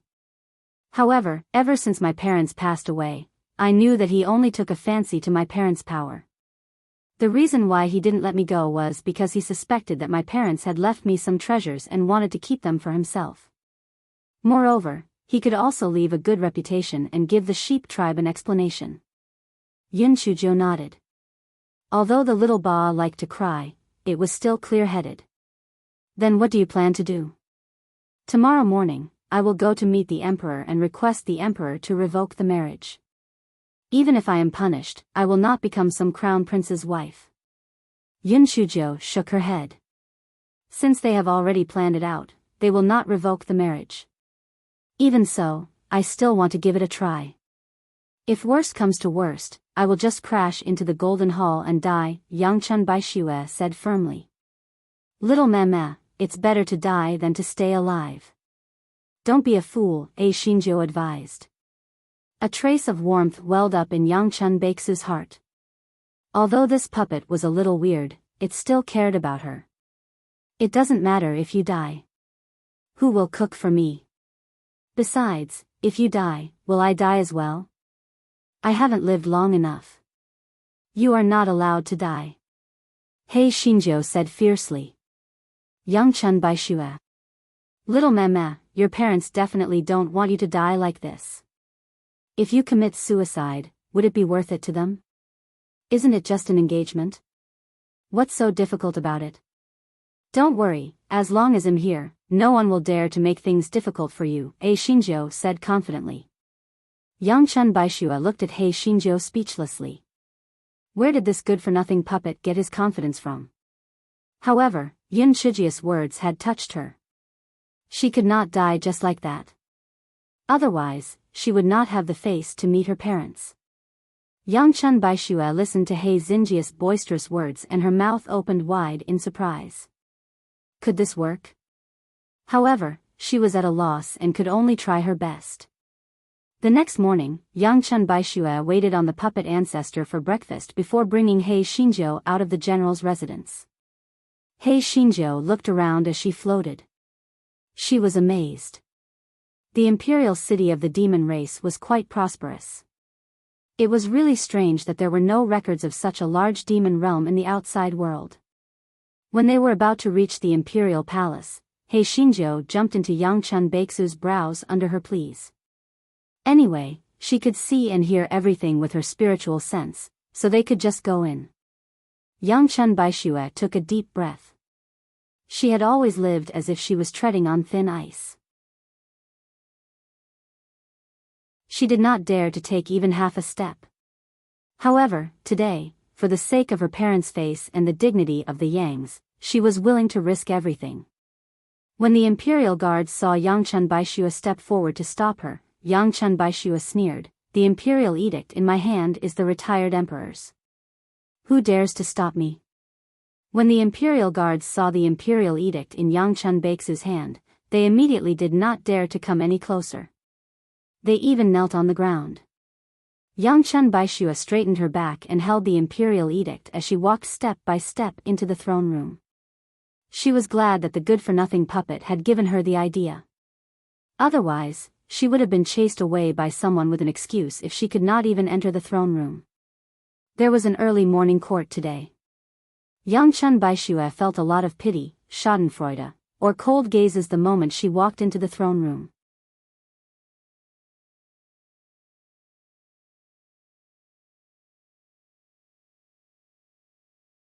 But I know that I am not worthy of the crown prince, and I am not willing to drag the crown prince down. Please take back your orders.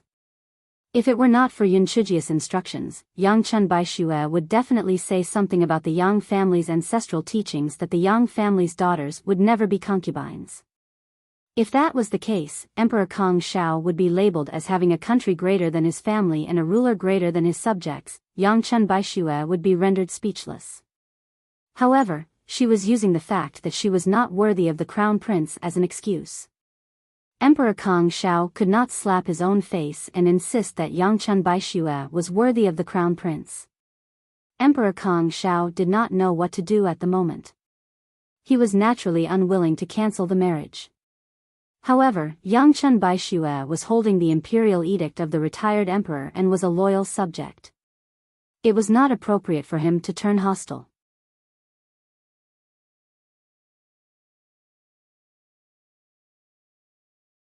Chapter 45-38 Demon Heaven Bell Emperor Kong Shao was in a difficult position when Prime Minister Tu, who was also Tu Meyer's father, bowed and said, "Your Majesty, I don't know what to say." Emperor Kong Shao nodded. "Yes." Your Majesty, although what Yang Chun Baishue said is true, she is not worthy of the crown prince, but you are a gold-tongued jade, words naturally cannot be so revoked. Why not let her hit the demon sky bell? If she can make it ring, then agree to her request. If she can't make it ring, then she has nothing to say. A trace of viciousness flashed in Prime Minister Tu's eyes. This Yang Chun Baishue would be a disaster sooner or later. Taking the opportunity to kill her would save her trouble in the future. When the ministers heard Prime Minister Tu's words, they immediately exploded. They began to discuss in low voices, what a joke. Hit the demon sky bell? Let's not talk about whether it will ring or not.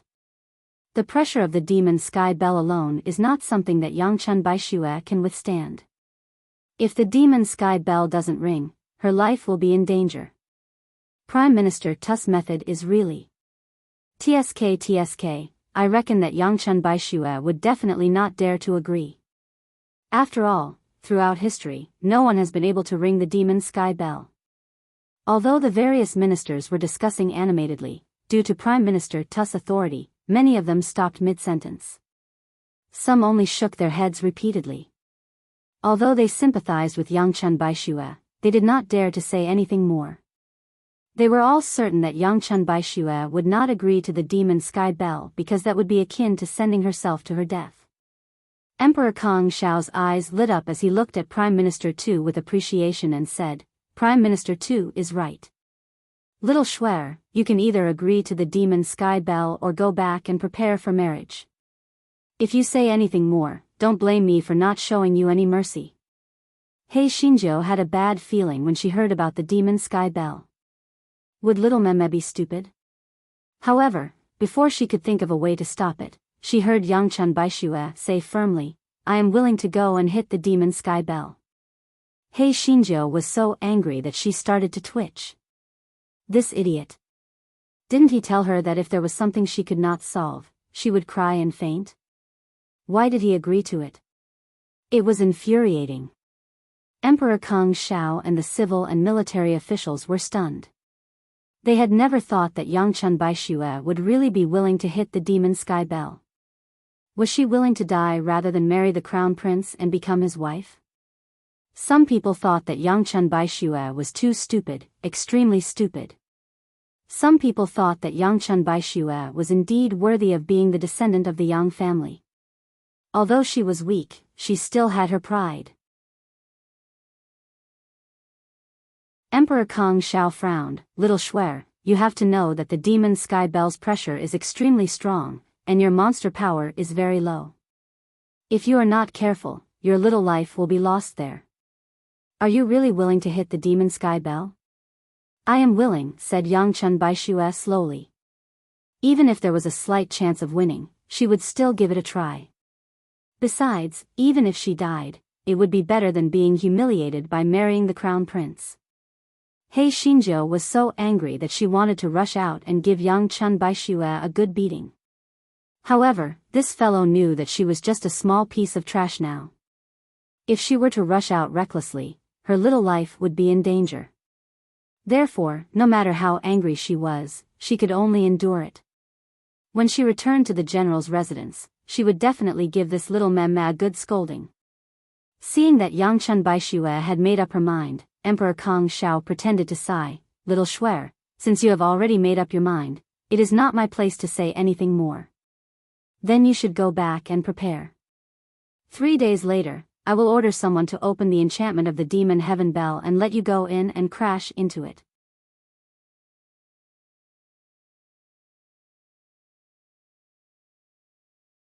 Chapter 45-39 continued to eat chicken. Emperor Kong Xiao paused for a moment and continued, if you can ring the demon sky bell, your engagement with the crown prince will be nullified. In the future, you can marry freely and no one is allowed to interfere. But if you can't ring the demon sky bell, then you should properly prepare for marriage in the general's residence. Do you understand? I understand. Thank you for your kindness, master. Yang Chun Baishue straightened her back and said. Emperor Kong Xiao waved his hand, signaling for Yang Chun Baishue to leave. Although Yang Chun Baixu's death was a little troublesome, they hadn't found any clues left behind by her parents after so many years. They probably didn't leave anything behind.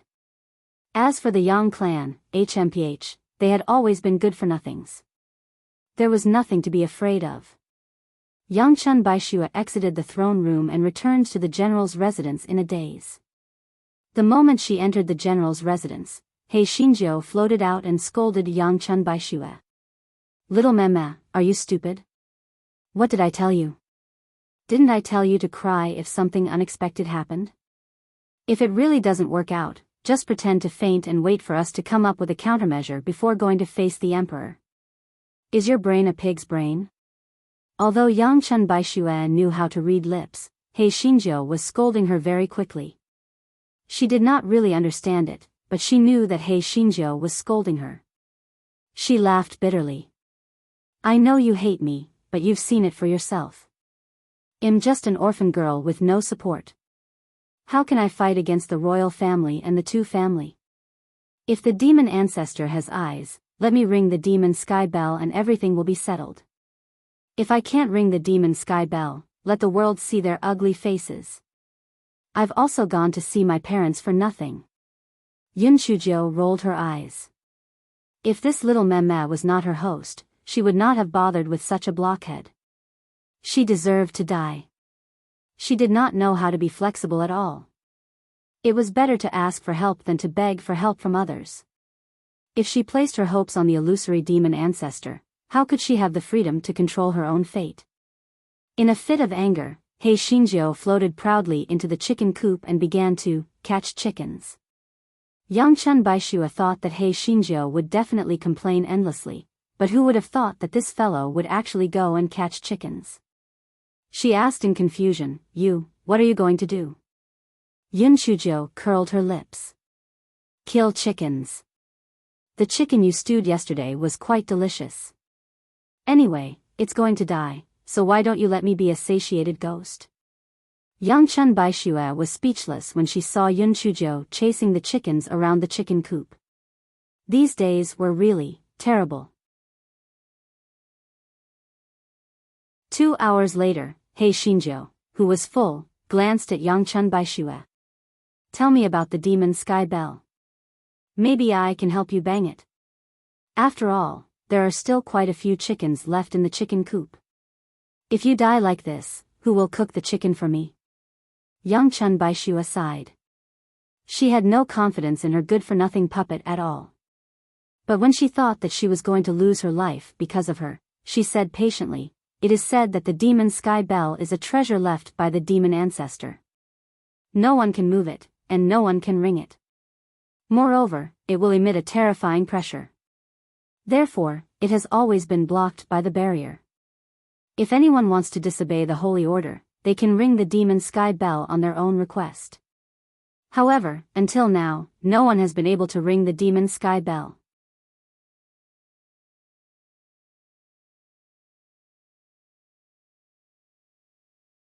Chapter 45-40.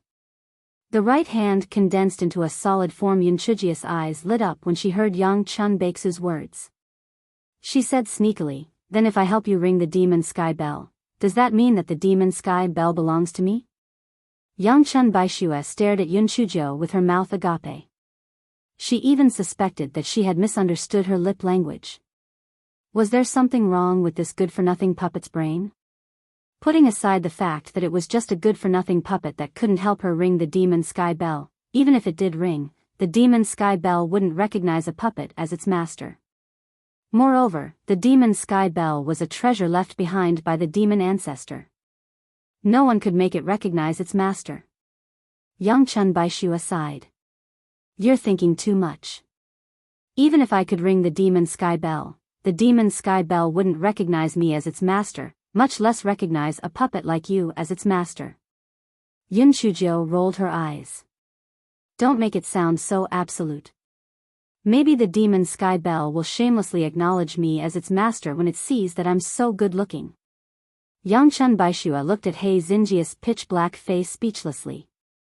Such an honor did not have anything to do with good-looking.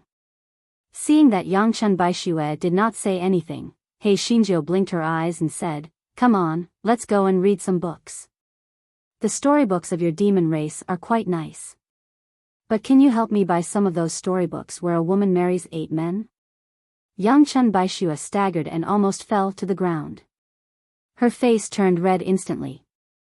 You, how can you read those storybooks? Yun Shuzhou was very interested. Huh?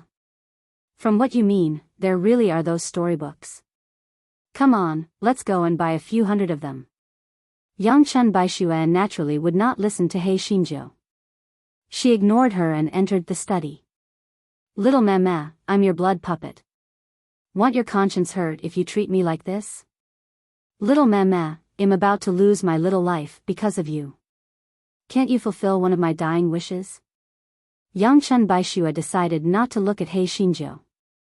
Since He Xinzhou could not make a sound, it was better for her not to see it.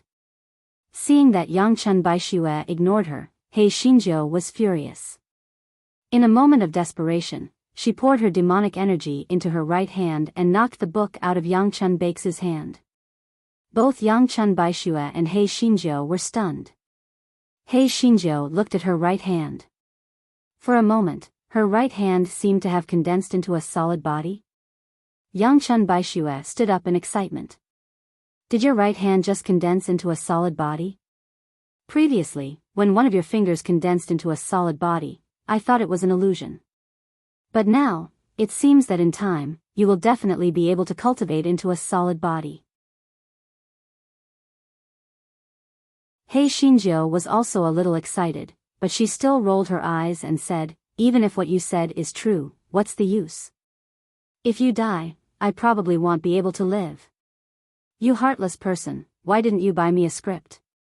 I'm so pitiful. Yangchun Baishua looked speechlessly at He Xinzhou, who was acting shamelessly. She was pitiful? With such a demon puppet, she, the host, was the pitiful one. Yangchun Baishua sighed. Alright, I'll bring you to the conversation book shop.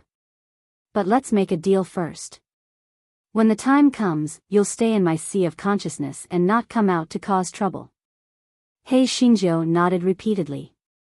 Little mama, don't worry. I'll definitely be obedient.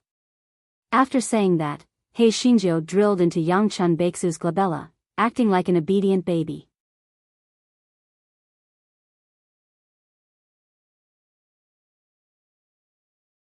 Chapter 45-41. Buying a storybook. Yangchun Baishua walked out of the mansion and bumped into Tu Meyer. Yang Liangyuan, where are you going? I heard that you are going to ring the demon sky bell. TSK, it seems that not only are you useless, but your brain is also not working well. Do you think that you can ring the demon sky bell? Tu Meyer said sarcastically. Yangchun Baishua did not want to waste her breath on Tu Meyer. She wanted to leave but was blocked by Tu Meyer's men. Yangchun Baishua could only say, Tu Meyer, I don't want to waste my breath on you. Get out of my way. What a joke. This road does not belong to your young family. What's wrong with us leaving? If you ask me, a good-for-nothing like you. Slap. Before Tu Meyer could finish her sentence, she was slapped across the face. The force of the slap was so strong that she staggered back. Yangchun Baishua looked at the impatient-looking He Xinzhou with a dumbfounded expression. He Xinzhou glared fiercely at Tu Meyer. Damn it, he dared to delay little mama buying her a storybook. He was really courting death. Tu Meyer did not regain her senses for a long while. Yangchun Baixu's human puppet had just hit her with its hand, right? Could it be that she had already cultivated to a physical form? How was this possible? She had only been summoned for 2 days, and she had already cultivated a physical body? Even if it was just a right hand, this was too unbelievable. He Xinzhou gave Yangchun Baishua a look. Did that mean that she should leave as soon as possible? Yangchun Baishua came back to her senses. While Tu Meyer and her subordinates were still in a daze, she took He Xinzhou and left. Tu Meyer had suffered such a huge loss, so she would not let it go. She chased after her angrily with her subordinates. Yangchun Baishua, you bitch, stop right there. Why aren't you running? Idiot. He Xinjiu mouthed to Yangchen Baixue. Yangchen Baixue had no choice but to run with He Xinjiu. After turning a few corners, they arrived at the busiest street in the imperial city and entered a bookstore. He Xinjiu had just jumped out. Now, she was like a little mouse that had entered a rice vat. Naturally, she would not return to Yangchen Baixue's sea of consciousness. She quickly found the place where the conversation book was placed, looking at the words on the cover, such as the harem past that the Fox Empress had to tell and the 108 husbands of the Snake Princess. She was so happy that flowers bloomed. Yangchen Baixue looked at the wretched appearance of her puppet and was dumbfounded. Not only did she summon a foodie, but she also summoned a fucking pervert. Little meh, buy it all. He Xinjiu rubbed her hands excitedly. This demon race was indeed talented. Just looking at the cover, she felt that it was pretty good.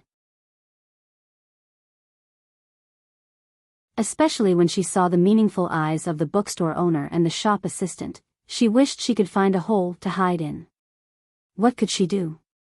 Could she tell the bookstore owner and the shop assistant that these notebooks were for her puppet to read?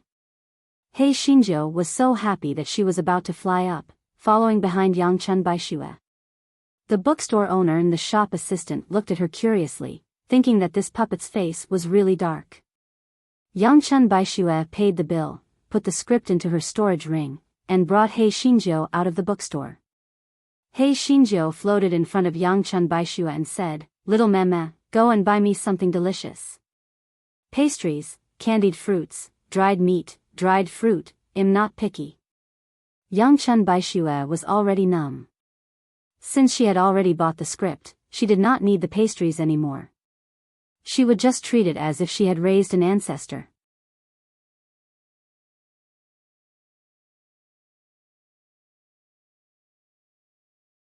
Chapter 45-42. He Xinjiu's power. Yangchen Baixue and He Xinjiu had just arrived at the dim sum shop when they were stopped by the furious Tu Meyer and her men. "Bitch, either you kneel down and apologize to me, or I'll slap you twice. Otherwise, I'll have your puppet destroyed," Tu Meyer said fiercely. If it were in the past, Yangchen Baixue might have given in. But now that she was determined to die, she was much bolder than usual. She sneered, "Tu Meyer, you're the one who made a fuss first. Why should I apologize to you?" Tu Meyer saw that the usually submissive Yangchen Baixue actually dared to talk to her like this, so she immediately raised her hand and slapped Yangchen Baixue's face. Yangchen Baixue reached out and grabbed Tu Meyer's wrist. "Tu Meyer, don't go too far." Tu Meyer broke free from Yangchen Baixue's hand. Her eyes flashed with viciousness. "Bitch, you dare to resist? You're courting death." Tu Meyer immediately activated her demonic power and attacked Yangchen Baixue. Yangchen Baixue's demonic power level was much lower than Tu Meyer's. She was no match for Tu Meyer. In just a few moves, she was forced to retreat. Tu Meyer's face revealed a contemptuous expression. "Yangchen Baixue, it's still not too late for you to kneel down to me. Otherwise, it won't be as simple as kneeling down." The onlookers pointed and commented that Yangchen Baixue is really overestimating herself. She is only at the 3rd layer of the demonic beginning stage, and that Tu Meyer is at the 6th layer of the demonic beginning stage. Isn't she asking for humiliation? Putting aside the demonic power level, the general's residence is just an empty shell now, and Prime Minister Tu is like the sun in the sky. Yangchen Baixue is really asking for trouble. If it were a few days ago, Yangchen Baixue would still have the title of the future crown prince's consort. But now that Tu Meyer has become the future crown prince's consort, she is just a good-for-nothing. There's no way to compare. Some members of the Yang clan shook their heads and sighed. It was not that they did not want to help, but they were simply too weak. Now, the Yang clan was really in decline. At this moment, Yangchen Baixue was forced by Tu Meyer to stagger and fall to the ground. Tu Meyer used her foot to step on her lower abdomen and said disdainfully, "Trash is trash.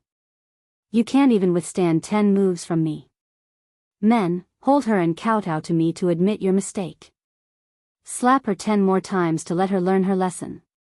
Tu Meyer naturally wanted to kill Yangchun Baishue directly in her heart. However, this was the imperial city after all.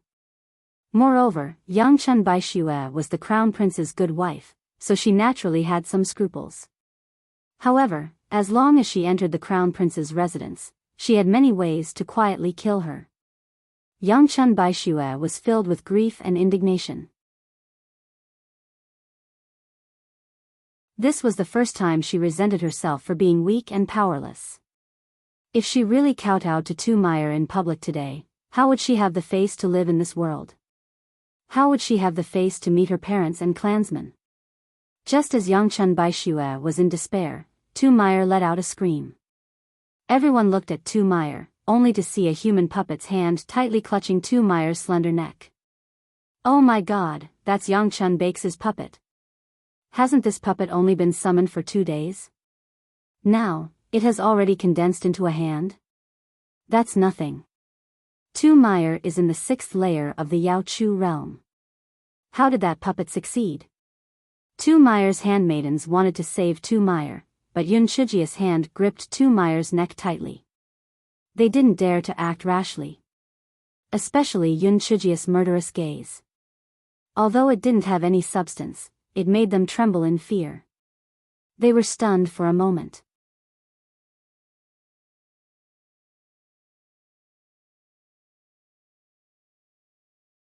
Chapter 45-43, Uninvited Guests. Yangchun Baishue was also extremely shocked. Even though her good-for-nothing puppet had formed its right hand previously, it did not last long. How did it manage to strangle Tu Meyer this time? She was afraid that Yun Chuzhou would not be able to form a physical body after a while. She coldly said to Tu Meyer's maidservants, "All of you, step back. I will have my puppet release Tu Meyer. Otherwise, we will die together."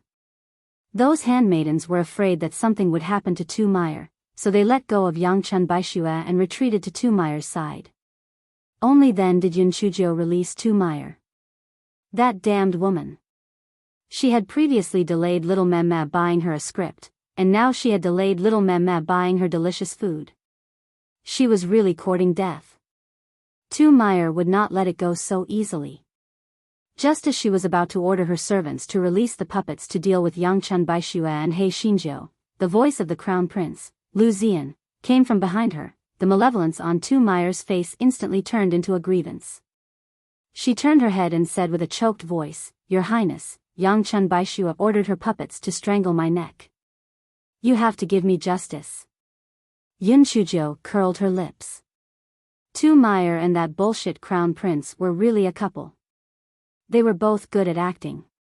Lu Zian saw the bruise on Tu Meyer's neck and said with heartache, "I have a pill here to reduce swelling and remove bruises. It'll help you apply it in a while. You'll be fine soon.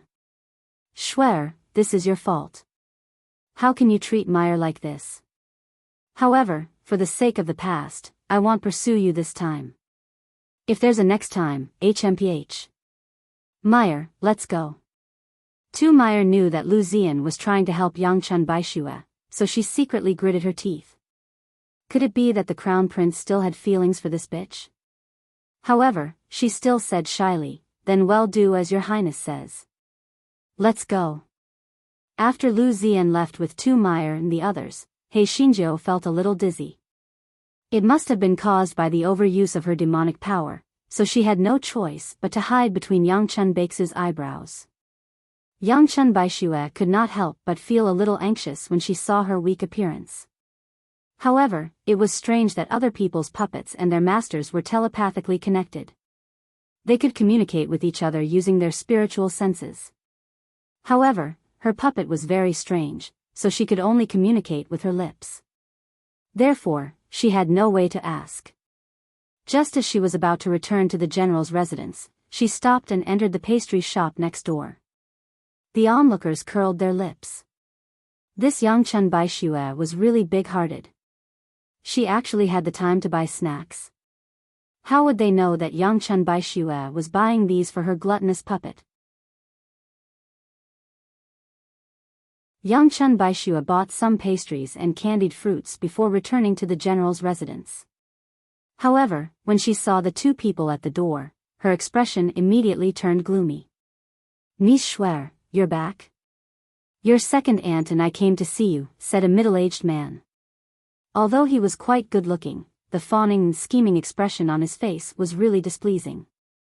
A fat woman beside him said loudly, Yes, Miss Schwer, I heard that you're going to hit the demon heaven bell.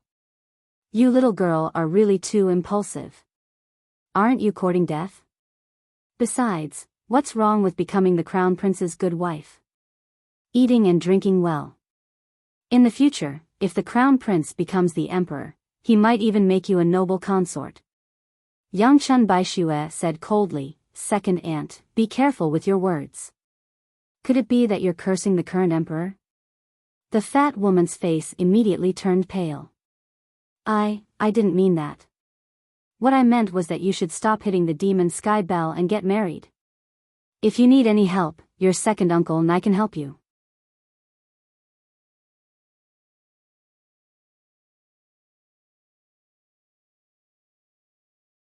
Chapter 45-44 Calculations. The two people who spoke were Yang Chun Baixu's second uncle, Yang Ming Sihai, and her second aunt, Wei.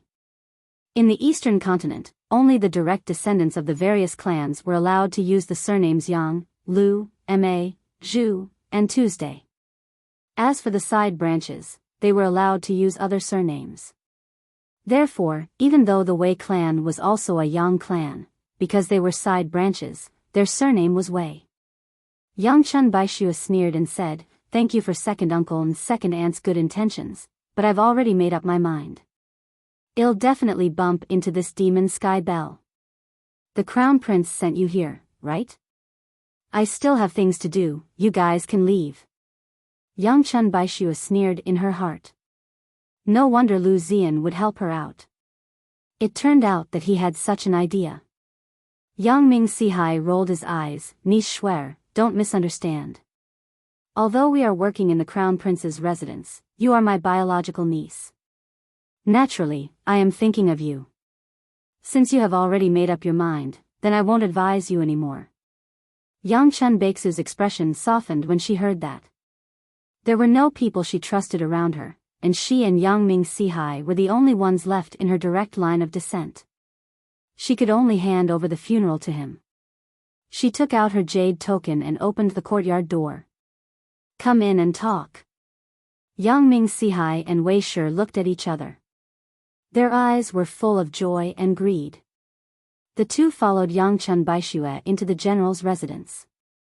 When they saw the exquisite decorations in the courtyard, the greed on their faces became even more obvious. As long as they could do what the crown prince had ordered them to do, with the death of Yang Chun Baishua, the crown prince would restore their freedom. Moreover, this general's residence would also be theirs. Yang Chun Baishua brought them to the living room. After taking a seat, Yang Chun Baishua said, Second uncle, if I unfortunately die, I hope that you can bury my corpse together with my parents. All the money and items in my storage ring will be given to you. If the emperor does not take it back, this general's residence will also belong to you. Yang Ming Sihai's eyes flashed with joy. However, when he thought of what the crown prince had said, he sighed and said, Schwer, Sai, you are too stubborn. Have you really decided? Yang Chun Baishua nodded. I would rather die than marry into the crown prince's residence.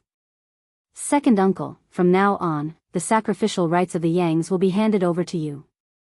Yang Ming Sihai nodded and cursed in his heart. This should have been his matter to begin with, but when Yang Chun Baixu's father was about to die, he had forcefully passed on the position of the Yangs clan leader to this good-for-nothing niece. It was really infuriating. Niece Schwer, this is second uncle's duty. Second uncle will naturally do his duty. However, did big brother and sister-in-law give you any other instructions when they died? Did they leave anything else for you? Yang Ming Sihai asked probingly. Yang Chun Baixu's expression immediately darkened. She suddenly stood up. I was wondering why you guys were so kind all of a sudden. So it turns out that you have such an idea? Go back and tell your master that father and mother didn't leave anything for me. Tell him not to waste his efforts. You guys can go. I don't welcome you here. Yang Ming Sihai still wanted to say something to ease the tension, but Yang Chun Baishue didn't give him a chance to speak. She directly took out a treasured sword and slashed at the two people like Jian Feng. Yang Ming Sihai and Wei Shi didn't dare to fight back. They were chased out of the gate in a sorry state. Wei Shi shouted sharply, "The things your parents gave you are also from the Yang family. You are going to die. Why can't you hand them over to your second uncle? You jinx. You killed your parents and your sheep clan. You deserve to die. You little bitch."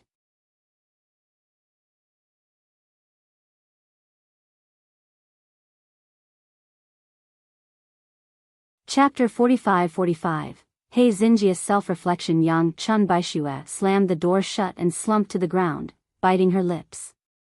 Did she really kill her parents? Did she cause the downfall of the Yang clan? Did she really deserve to die? He Xinjiu had a clear view of what had just happened. However, she had used up too much of her demonic energy to deal with Tu Meyer, so she did not come out to make a scene. Now that she saw that Yang Chun Baishue looked like she could not afford to live, she had no choice but to float out. Little mama, are you stupid? That shrew made up a few nonsense words, and you're already in such a state. He Xinjiu rolled her eyes and said. Yang Chun Baishue was about to speak when she heard He Xinjiu continue, "Didn't you buy a lot of delicious food just now? Let's go. Well, go to the study room and eat snacks while reading a storybook. It's so wonderful." Yang Chun Baishue. If only she was as heartless as this good-for-nothing puppet. Forget it. She was going to die anyway. What was the point of thinking so much? So be it. She didn't have many days left to live anyway. Yang Chun Baishue stood up immediately and brought He Xinjiu to the study room.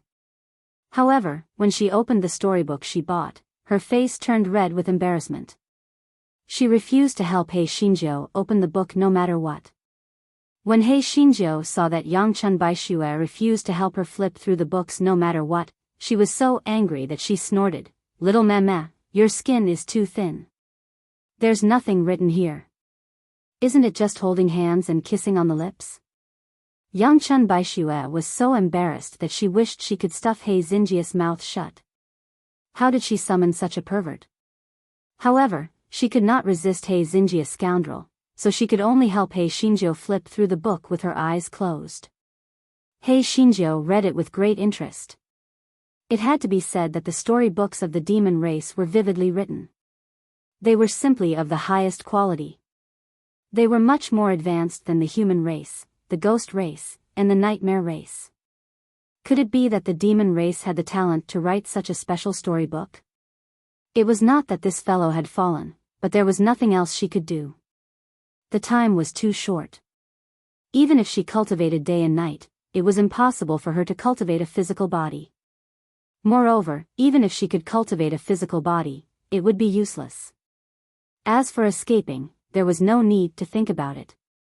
Crown Prince Lu Zian had already set up hidden sentries outside the general's residence. There was no way he could escape. Moreover, even if he could escape, with Yang Chun Baixu's weak demonic strength, they would not end well. They could only take it one step at a time. Besides, He Xinjiu felt that since the black bead had brought her here, it would not leave her to die. It might teleport her back to the ghost realm at the critical moment.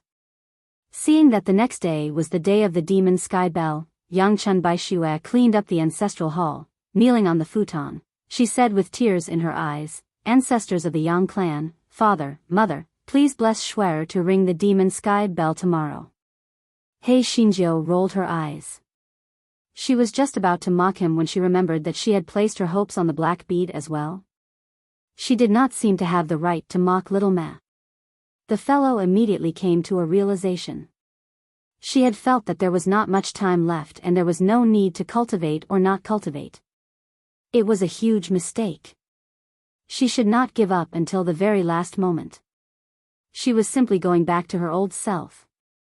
Thus, she crossed her legs and floated in the air, starting to cultivate according to the puppet cultivation method she had seen earlier.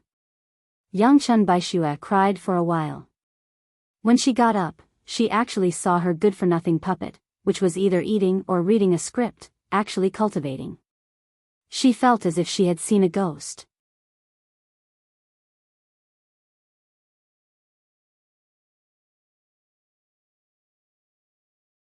Chapter 45-46. Was she the kind of person who would pluck the feathers of a goose? Yang Chun Baishue thought that Yun Chuzhou was putting on an act, but when she saw that Yun Chuzhou was really serious in her cultivation, she was instantly dumbfounded. Was this the last ray of light? Yang Chun Baishue saw that He Xinzhou was serious in her cultivation, so she did not disturb her. She went out of the ancestral hall to prepare lunch. Yang Chun Baishue killed another chicken. When the food was ready, she did not see Yun Chuzhou coming over, which made her feel even more abnormal. If she had smelled the aroma of the food, her good-for-nothing puppet would have floated over long ago. However, there was no movement today. What the hell? When Yang Chun Baishue arrived at the ancestral hall, she saw Yun Chuzhou still cultivating seriously. She sighed and said, "Stop practicing. It's time to eat." He Xinzhou opened her eyes and flew toward the kitchen without paying attention to Yang Chun Baishue. Yang Chun Baishue was stunned. How did this good-for-nothing puppet become so fast? When she arrived at the kitchen, He Xinzhou was already waiting to feed her. Yang Chun Baishue had no choice but to feed the puppet ancestor. She could not help but ask curiously, "Why did you cultivate on a whim? Tomorrow is the day of the demon-slaying heavenly bell. It's useless no matter how fast you cultivate." Yun Chuzhou said in a rare serious tone, "I won't give up until the last moment. I won't regret it if I try my best." The spoon in Yang Chun Baix's hand fell on the table. She wouldn't be surprised if someone else said it, but why did it sound so different from the mouth of this good-for-nothing puppet? Yang Chun Baishue came back to her senses and smiled bitterly. "What you said makes sense. It's just that we don't have enough time. It's up to you. If you were dead, wouldn't they have found it by searching your storage ring or the general's residence? Or are you hiding in some secret place?" Yang Chun Baishue hesitated for a moment and did not say a word. Yun Chuzhou curled her lips. This crybaby did not trust her. TSK, who cared about her treasure? Was she the kind of person who would steal someone's love? Was she the kind of person who would pluck feathers from a wild goose? In order to avoid awkwardness, Yang Chun Baishue picked up a piece of chicken drumstick and fed it to He Xinzhou. He Xinzhou tactfully did not ask further. Little Ma must have hidden the treasure in a safe place. Even if she died, the crown prince and the others would not be able to find it. The two of them had just finished their lunch when the crown prince, Lu Zian, came again. It was nothing more than pretending to be affectionate to persuade Yang Chun Baishue not to bump into the demon sky bell. After being rejected, he left in a huff. As the first ray of morning light shone into the room the next day, Yang Chun Baishue got up and began to put on her clothes. In fact, she didn't sleep at all for the whole night. However, in her sea of consciousness, He Xinzhou was probably tired from cultivating and slept very soundly. She hadn't even woken up until now. Yang Chun Baishue sighed and didn't call her. The main reason was that she couldn't call her either. Although this good-for-nothing puppet was her puppet, there was no way for them to communicate through spiritual sense. She also had no way to control her. Yang Chun Baishue finished putting on her clothes and went to the ancestral hall to kowtow 3 times respectfully before leaving the general's residence. The demon sky bell was located in the southeast corner of the imperial city. Although it was blocked by a barrier, there were no shops or mansions around it.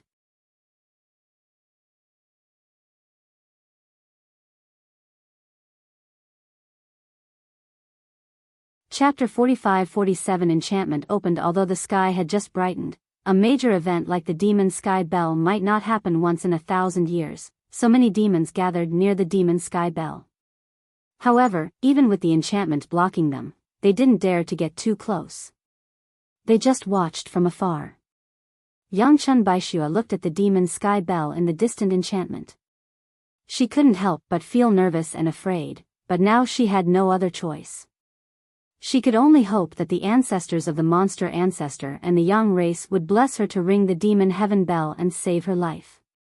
As the time was not up yet, and Emperor Kong Shao and the others had not arrived yet, she could only wait for the time being. Tu Meyer had arrived long ago. She walked to Yangchun Baishua and said with malicious intent, "Yangchun Baishua, it's not too late for you to regret now. Why must you go and die? When you marry into the crown prince's mansion, I'll take good care of you. I'll treat you like my own sister." Yangchun Baishua said coldly, "Tu Meyer, although my demonic power is not as high as yours, I'm not a fool. Aren't you saying these words to provoke me and make me more determined to hit the demon sky bell? Don't worry. Since I've said it, I'll definitely hit the demon sky bell." Tu Meyer's thoughts were exposed by Yangchun Baishua, and she couldn't help but become angry from embarrassment. She said angrily, "Since you don't know what's good for you, then go and die. You really don't know what's good for you." Yangchun Baishua didn't even look at her. She realized that ever since she summoned that good-for-nothing puppet, she had been living much more comfortably than before. In the past, she wouldn't have dared to diss Tu Meyer like this. She only knew how to retreat, but what was the result of blindly retreating? Wouldn't she still be bullied by others? In that case, she might as well live on. If she could summon that good-for-nothing puppet earlier, perhaps she wouldn't have been forced into a dead end, right? Yangchun Baishua looked at He Xinjiu, who was still sleeping soundly in her sea of consciousness, and revealed a smile. Although this good-for-nothing puppet was lustful, gluttonous, and scoundrel, it was the person who treated her the best other than her parents. She could not help but regret not telling her parents what she left behind yesterday. If she was lucky enough to survive this time, she would definitely tell them the truth, but she did not know if she would still have the chance to do so. After a while, Emperor Kong Shao personally arrived with the civil and military officials. Such an important matter like the demon sky bell, Emperor Kong Shao naturally attached great importance to it. Even if it was for outsiders to see, he could not neglect it. Emperor Kong Shao first pretended to persuade Yangchun Baishua, and when he saw that she had made up her mind, he began the ceremony. Ceremony? That's right, as the demon sky bell was a treasure left behind by the monster race. Every time the enchantment was opened, a grand ceremony was held. After the tedious ceremony, Emperor Kong Shao ordered his men to open a gap in the enchantment and let Yangchun Baishua walk in. Almost as soon as the gap was opened, everyone could feel the pressure pouring out. Everyone felt their hearts suffocated and their foreheads were sweating. Some of them even began to tremble. This was because they were quite far away from the enchantment. One could imagine how much pressure they would feel if they walked into it. Snatching a man from her? She was simply overestimating herself. Yangchun Baishua took a deep breath and tried her best to straighten her back as she walked towards the enchantment. As the distance between them got closer, Yangchun Baixu's every step became extremely heavy. Her footsteps also became unsteady. She could not help but smile bitterly. Could it be that she could not even get close to the demon sky bell?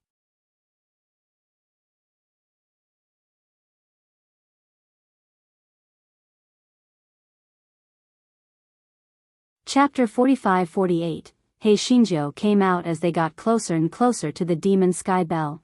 Yangchun Baixu's clothes were soaked in sweat, and her lips were bleeding from her bites. Every step was extremely difficult. Everyone suddenly exclaimed because Yangchun Baishua could not withstand the immense pressure and collapsed on the ground. Even so, she still knelt and crawled towards the demon sky bell. The crowd could not help but be moved. They originally thought that this Yangchun Baishua was weak and incompetent, but they did not expect her to be so tenacious. Only then did the crowd remember that the sheep race had once been incomparably glorious. Tu Meyer revealed a smug expression. This bitch would not be able to hold on for much longer. She was dead for sure. At this moment, young Chun Baishua only had one thought, and that was that she was unwilling to give up. Even if she could not hit the demon sky bell, she would still give it a try. She could not give up just like that. As they got closer, the pressure became stronger and stronger. Young Chun Baishua spat out a mouthful of blood and could not even crawl anymore. Everyone shook their heads. Although they were moved by young Chun Baixu's tenacity, the result was obvious now. Not to mention ringing the demon sky bell, she probably couldn't even get close to the demon sky bell. Crown Prince Lu Zian sneered in his heart. Bitch, she would rather die in the demon sky bell's enchantment than marry him. She deserved to die. Unfortunately, once she died, there was no way to find out what General Yang and his wife had left for her. Young Chun Baishua closed her eyes. Father, mother, Shuer has done her best. Shuer will be able to see you all soon. At this moment, everyone exclaimed again, look! Young Chun Baishua has released her human puppet. What does she want to do? She probably wants to struggle for a while before her death. Although her puppet has already formed her right hand, what use is that? That's right. The demonic power of the puppet will not exceed that of the host. Even young Chun Baishua has vomited blood. Her puppet will probably be forced to dissipate completely by the pressure soon. Young Chun Baishua looked at her useless puppet in surprise. Did she wake up? Hei Xinjiu curled her lips when she saw young Chun Baixu's miserable state. This little meme had actually acted alone without waiting for her to wake up. She did not even think about it. Without her ghost ancestor, would she be able to do it alone? Hei Xinjiu shifted her gaze to the demon sky bell not far away. It was a large bell with ancient patterns. Although its name was rather domineering, but to be honest, what was so special about the so-called demon sky bell when Hei Xinjiu came out? Pressure. This thing did not exist in Hei Xinjiu's place. What kind of thing's pressure could be stronger than heavenly thunder? She was not even afraid of heavenly thunder, so why would she be afraid of the mere pressure of the demon sky bell? She floated in front of young Chun Baishua and blocked a part of the pressure for her.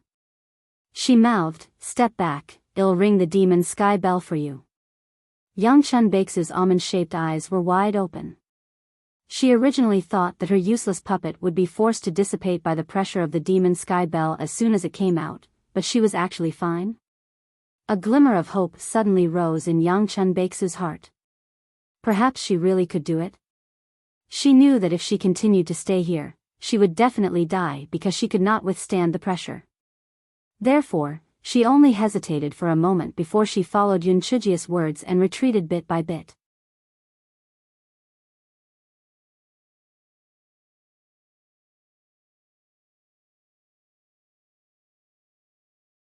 Chapter 45-49 was fun to play with. When the crowd saw that young Chun Baishua actually retreated, they could not help but explode.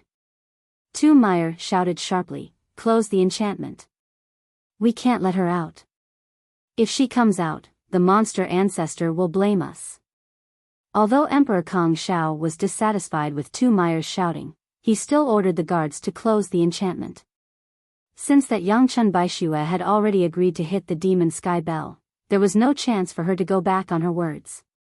When young Chun Baishua saw that the enchantment was closed, she could not help but sneer. She did not want to go out, she just wanted to stay away from the demon sky bell. Hei Xinjiu had been escorting young Chun Baishua to the edge of the enchantment. Although the pressure here was still very strong for young Chun Baishua, she could still keep her life for a while. After Hei Xinjiu settled young Chun Baishua down, she floated towards the demon sky bell. When the onlookers saw that Hei Xinjiu did not disappear and was still floating towards the demon sky bell, they were shocked. Could it be that the human puppet wanted to replace young Chun Baishua to ring the demon sky bell? What a joke! Even her host failed, how could she, the most useless human puppet, succeed? Besides, she had only been summoned for a few days. No matter how heaven-defying her demonic energy was, it wouldn't be that high. How could she possibly crash into the demon sky bell? Putting everything else aside, she probably couldn't even move the bell hammer that crashed into the demon sky bell. Although the bell hammer was hung on the rack by a chain, it wasn't that easy to move it. However, the human puppet should have been forced to dissipate by the pressure a long time ago. Why did it not seem to be affected? Under everyone's different gazes, Hei Shinjo floated to the front of the demon sky bell. She did not push the hammer but gathered her demonic power in her right hand and smacked it toward the demon sky bell. When Yang Chun Baishue saw it, she shouted anxiously, "Stop!" However, it was too late. Hei Xinjia's right hand had already struck the demon sky bell. Yang Chun Baixu's head buzzed. It was all her fault. She should have told her good-for-nothing puppet in advance that she could only hit the demon sky bell with the bell hammer. This was because the surface of the demon sky bell had a strong murderous aura. Once touched, it would be turned into ashes. The onlookers also cried out in surprise. This puppet didn't even have such common sense. It was definitely dead. However, everyone heard a desolate bell chime. It seemed to come from the distant past. Even though it was blocked by a barrier, it still made everyone's souls tremble.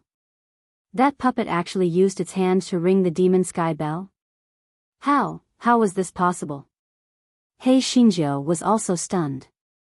She just felt that the bell hammer was a little redundant. This thing seemed to only be able to ring with its hand, so she stretched out her right hand to try it.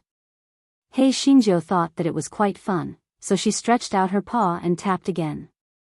The demon sky bell once again let out a desolate sound. Emperor Kong Xiao and the others could not help but feel their legs go weak, because the sound of the bell made them want to kneel down and worship. Hei Shinjo did not know about the situation of the others. She just thought that the demon sky bell was really interesting. It could even be tapped with one's hand, so this guy tapped a few times in a row. It was not until she heard Yang Chun Baixu's intermittent and hoarse cries for help that she stopped. Yang Chun Baishue was about to cry. Although it was a good thing that her own useless puppet rang the demon sky bell, but don't keep knocking it. Didn't you see that she kept vomiting blood? In the end, she might not be forced to death by the pressure, but instead, she would be played to death by her own puppet.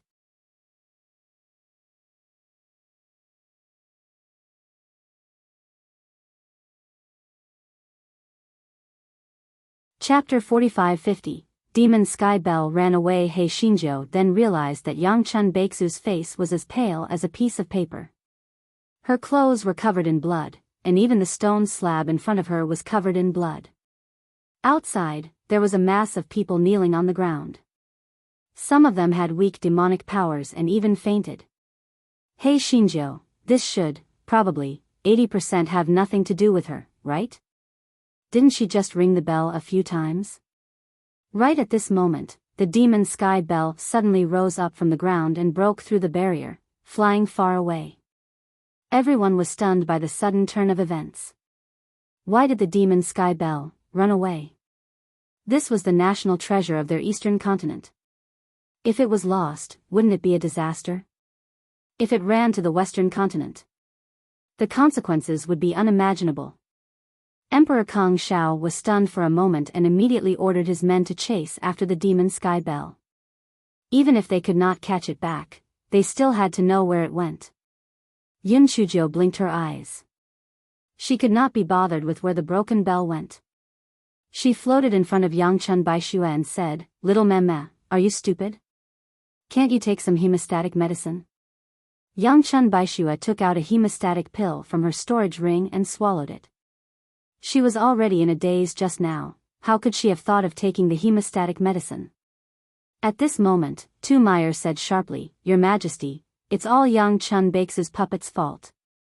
If she didn't pat the demon sky clock rashly, why would the demon sky clock break through the barrier and run away? You should have killed Yang Chun Baishue now. If so, the demon sky clock might have flown back by itself." Everyone's eyes fell on Yang Chun Baishue and Hei Shinjo.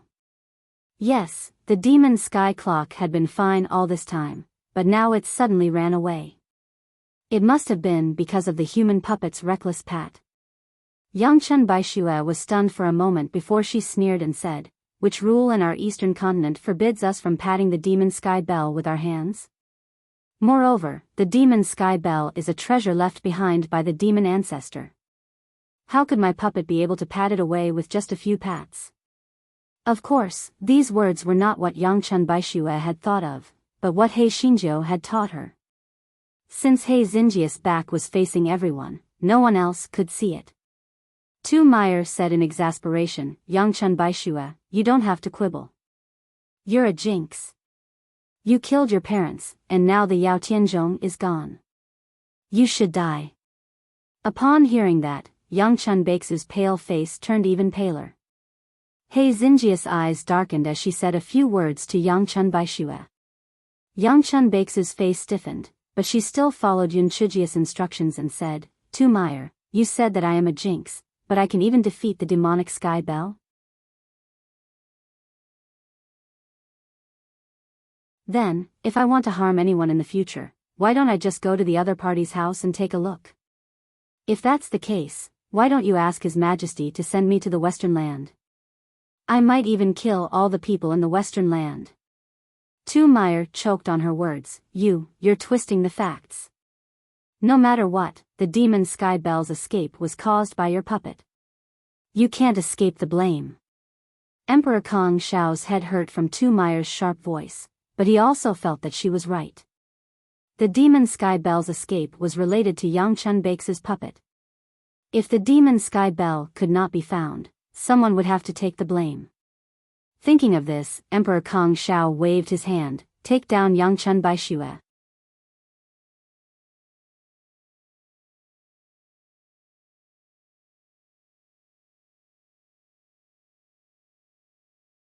Chapter 45-51, Sunset Peak. The Imperial Guards swarmed forward. Yang Chen Baixue had already suffered heavy internal injuries, she was no match for them. Besides, she did not dare to resist. Yang Chen Baixue saw Yunchuji's mouth and quickly said, Your Majesty, please wait. I am willing to invite the demon sky bell back. If I can't do it, you can punish me later. Emperor Kong Xiao frowned and pondered for a moment. Since you say so, I'll give you a chance to make up for it. Yes, your son, Lu Ziyan quickly answered. Lu Ziyan immediately led a group of guards to escort Yang Chen Baixue and chased after the demon sky bell. Tu Meyer thought for a moment before she followed behind with her own guards. He Xinjiu jumped between Yang Chen Baixu's brows as she pondered over her next step. Things had been going smoothly initially, but she did not expect that damned demon sky clock to run away. How hateful. Since that broken clock had already run away, it would not be easy to catch it back. Why not escape with little Meme? However, little Meme was too weak. Even if it ran away, it would still be caught back. Just as He Xinjiu was at her wit's end, Lu Ziyan asked with concern, Shuer, are you alright? Do you know how worried I was just now? It's great that you're still alive. You don't have to worry. I will plead on behalf of my imperial father. As long as you hand over the things that General Yang left for you, my imperial father will not blame you. Yang Chen Baixue said coldly, Thank you, Your Highness. It's just that my parents did not leave anything for me. Your Highness, you don't have to worry about it. Lu Ziyan was furious. At this time, this bitch was still stubborn. However, it did not matter. If he could not invite Yao Tianzhong back, he would punish this bitch. He did not believe that she would be able to endure it. Tu Meyer gritted her teeth in hatred, but she didn't say anything. She could finally see that the crown prince wasn't still in love with this bitch, but wanted what General Yang left behind. At this moment, a guard came to report, Your Highness, the demon sky clock stopped at the peak of Sunset Peak. Lu Ziyan looked in the direction the guard pointed. Indeed, he could vaguely see something on the peak of Sunset Peak. It seemed to be the demon sky clock. Lu Ziyan immediately sped up and brought Yang Chen Baixue and his men to the foot of Sunset Peak. Seeing Lu Ziyan coming over, the leader of the previous group of guards who were chasing after the demon sky bell quickly came over to report, Your Highness, I brought my men here and found that the demon sky bell has stopped at the peak of Sunset Peak. Sunset Peak is very steep and the demon sky bell has a terrifying pressure. I haven't thought of a countermeasure yet. Lu Zian frowned.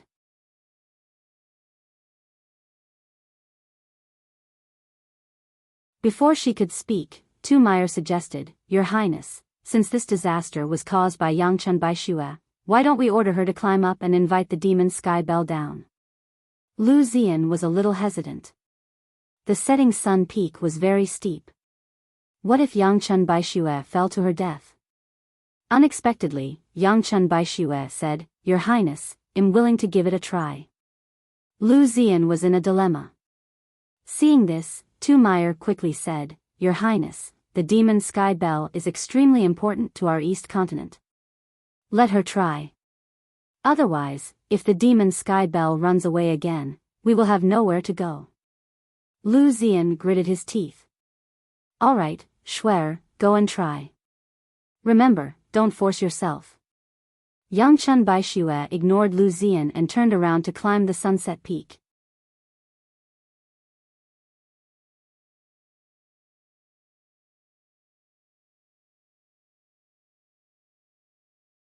Chapter 45-52, Escape Together. The reason why Yangchun Baixue asked for the order was because He Xinjiu had instructed her to do it. She had already unconsciously regarded He Xinjiu as her backbone, so she did as she was told. To be honest, Yangchun Baixue was really uncertain.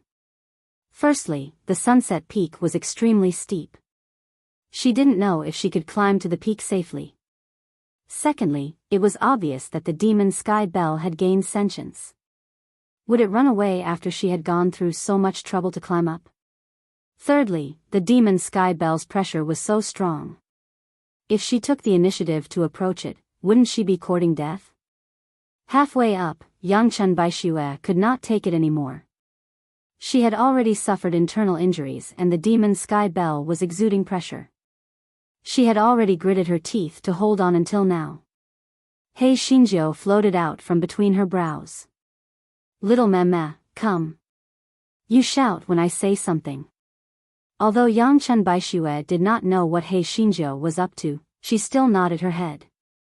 Hence, she shouted in confusion, Little Zhong Zhong Zhong, let's talk about a deal. Yangchun Baixue's heart was filled with rage. Let's not talk about what little Zhong Zhong Zhong was, talk about business. You're talking about business with Yao Tianzhong? Can you still have some face? What right do you have to talk about business with Yao Tianzhong? Lu Zian and the others were also dumbfounded. This Yangchun Baixue was crazy, right? When Yao Tianzhong heard the name Little Zhong Zhong, its tiger body trembled and it was about to fly away. However, it heard Yangchun Baixue continue, Little Zhong Zhong Zhong, no matter where you run, you can't escape the fate of being hunted. Why don't we work together? You take me with you, and I guarantee that you can escape to heaven. The demonic sky bell emitted an even stronger pressure. It was obvious that Yangchun Baixue's words had infuriated it. Yangchun Baixue secretly complained in her heart. This good-for-nothing puppet of hers was probably not smart enough. How could the demonic sky bell bring them with him? However, when she saw Yun Chijia's gaping mouth again, she quickly followed and said, Little Zhong Zhong Zhong, you took the risk to break out of the barrier. Logically speaking, you should have escaped far away. However, you stopped here. This means that your demonic power has not fully recovered yet. Besides wanting to regain your freedom, you must have another purpose to break out of the barrier, right? How can you accomplish your purpose if you can't transform into a bell? Therefore, our cooperation is the best way. Take me with you and escape. I'll help you fulfill your wish. It was unknown which part of Yangchun Baixue's words struck the demon sky clock's heart. All in all, a tremendous suction force assaulted Yangchun Baixue, and she flew toward the demon sky clock.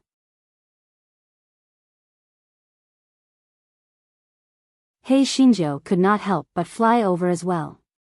She gave herself a thumbs up in her heart. A smart person like her never used force to solve problems. Brains were the best. Lu Zian and the others were dumbfounded. How did Yang Chun Baixue say a few words and Yao Tianzhong abduct them? Lu Zian glared at Tu Meyer in anger. It was all her fault. If it wasn't for her bad idea, how could Yang Chun Baixue convince Yao Tianzhong to take them away? Tu Meyer was so depressed that she wanted to vomit blood. Her original intention was to let Yang Chun Baixue die from the pressure of Yao Tianzhong or fall to her death. Who knew that Yang Chun Baixue, who was usually slow-witted, would suddenly be able to speak? What the hell? What are you still standing there for? Go after her. Lu Zian said in exasperation. Inside the demon sky bell, He Xinjiu was lying leisurely and said to Yang Chun Baixue, "Little Meme, tell that idiot demon sky bell to escape from the bottom of the water. If he keeps flying in the sky, he won't be able to escape for the rest of his life."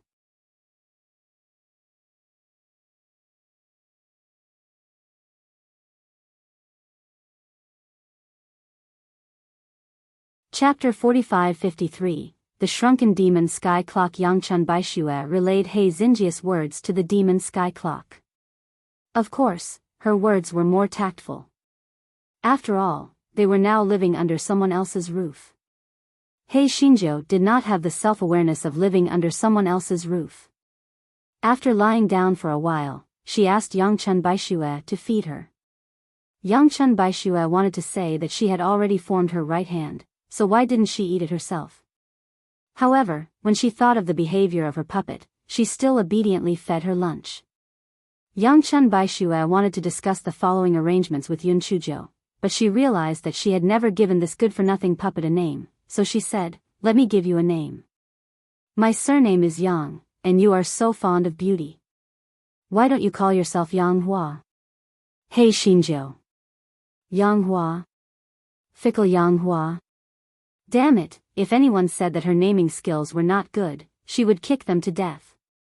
No matter how ugly her name was, it was better than the Yang Hua that little Meme had named. He Xinjiu naturally would not call herself Yang Hua. She said with a gloomy face, "Don't randomly name me. I'm called Little Jiu." He Xinjiu said unhappily, "Let's take it one step at a time. After all, weren't you planning to die?" Yang Chun Baixue almost vomited blood. She vaguely knew that her name had angered the good-for-nothing puppet, but why was she so angry? Yang Chun Baixue did not dare to say anything more and began to meditate and cultivate. He Xinjiu blinked her eyes. No matter what, they were already far away from the imperial city with the demon sky clock. She had to find a place to settle down before she made any further plans. This guy would get sleepy after a full meal and fall asleep in a daze. When she fell asleep, she heard Yang Chun Baixue's exclamation. She quickly opened her eyes. This guy was surprised to find that they were on a grassland. "Little Jiu, this is the Western continent. What should we do? If the demons in the Western continent discover us, we will be dead." Yang Chun Baixue said with a sobbing voice. Yun Chuzhou frowned. "The Western continent? Didn't I just take a nap? Why did I come to the Western continent?" He Xinjiu asked in puzzlement. Yang Chun Baixue said somewhat speechlessly, "You slept for more than 20 hours. It's already noon the next day. Do you see the grass with yellow flowers in the distance? This kind of yellow cattail leaf grass can only be found in the Western continent. I remember that the source of the Futsu River in the Western continent is a grassland. I believe that the demon sky clock must have fled all the way here along the Futsu River." He Xinjiu was furious. Damn it, where's that idiot demon sky bell? Can't he grow a brain? He Xinjiu cursed while looking for the demon sky bell. However, she found no trace of the demon sky bell except for her and Yang Chun Baixue.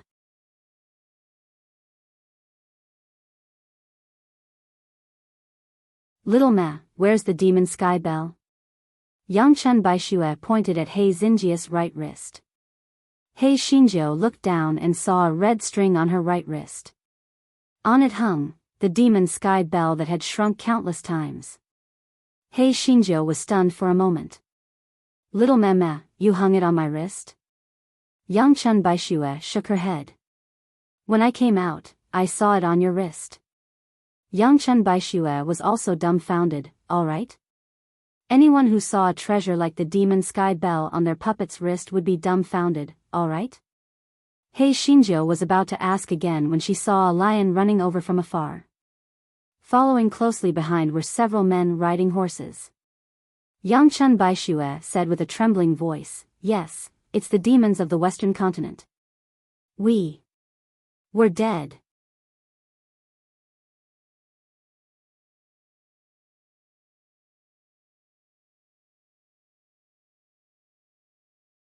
Chapter 45-54, Lang Mofeng. Yang Chun Baishue was so regretful that her intestines turned green. If she had known that she would come to the Western land in a daze, she would have rather been locked up by Emperor Kung Shao. At least she would still have a chance to live, but now there was really no way to live at all. Hei Shinjo did not expect things to develop to this point, but since it had already happened, she could only act according to the circumstances. If not, didn't she still have the demon sky bell? Even though it had shrunk so much, it should still be of some use, right? Hei Shinjo said to Yang Chun Baishue, calm down. At most, it's just death. What are you afraid of? I'll go in and rest for a while. You deal with it yourself. Yang Chun Baishue was on the verge of tears. Although that was the case, who would want to die if they could live? Furthermore, the eastern and western continents had always been incompatible with fire and water. Those people would probably kill her if they saw her. At this moment, the lion had already been shot to death by one of them with a bow and arrow. Those people also noticed Yang Chun Baishue and immediately surrounded her in the middle. Someone whistled. I didn't expect that we would have an additional surprise today. Little beauty of the Yang clan, why did you come to our western continent? Do you think that the men of the eastern continent are too lousy? Ha ha ha. The others also laughed out loud. The customs of the western continent were much more valiant than those of the eastern continent. Moreover, she was a female captive. Naturally, they would not be polite. Yang Chun Baixu's face flushed red. She thought to herself that if she really couldn't do it, she could only commit suicide. Little beauty, why aren't you saying anything? Since you're not saying anything, it means that you're a spy from the eastern continent. If you're a spy, you'll be beheaded. As the man spoke, he whipped the grass beside Yang Chun Baishue. He was very pleased when he saw Yang Chun Baixu's panicked expression. At this moment, a few people rushed over from afar. When they saw the man in the lead, the few people from before quickly dismounted and saluted. Greetings, Your Highness, the second prince. The young man in the lead had a very handsome face, but he had 2 wolf ears. Yang Chun Baishue could not help but be stunned when she saw the man. It was him. He was the second prince of the western continent. The second prince nodded slightly and said to the people behind him, bring this woman from the Yang clan back to the prince's residence. I want to interrogate her personally. Yes. Yang Chun Baishue did not resist when she saw those people coming over, because it was useless to resist. The person who had played with Yang Chun Baishue with the whip earlier could not help but say embarrassedly when he saw the second prince take his people and leave, how fucking unlucky.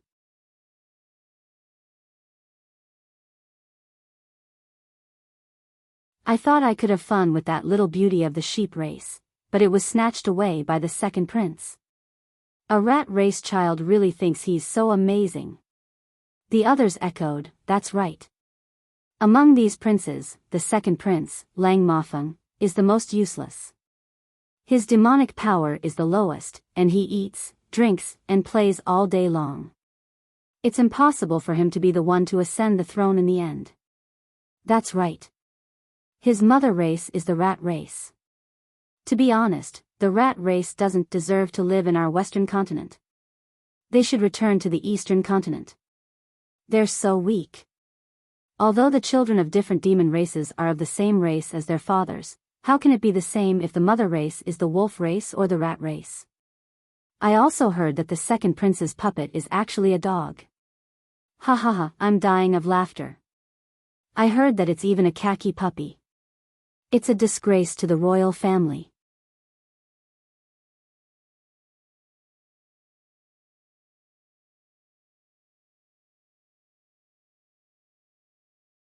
Chapter 45-55 The Wolf Falls in Love with the Sheep.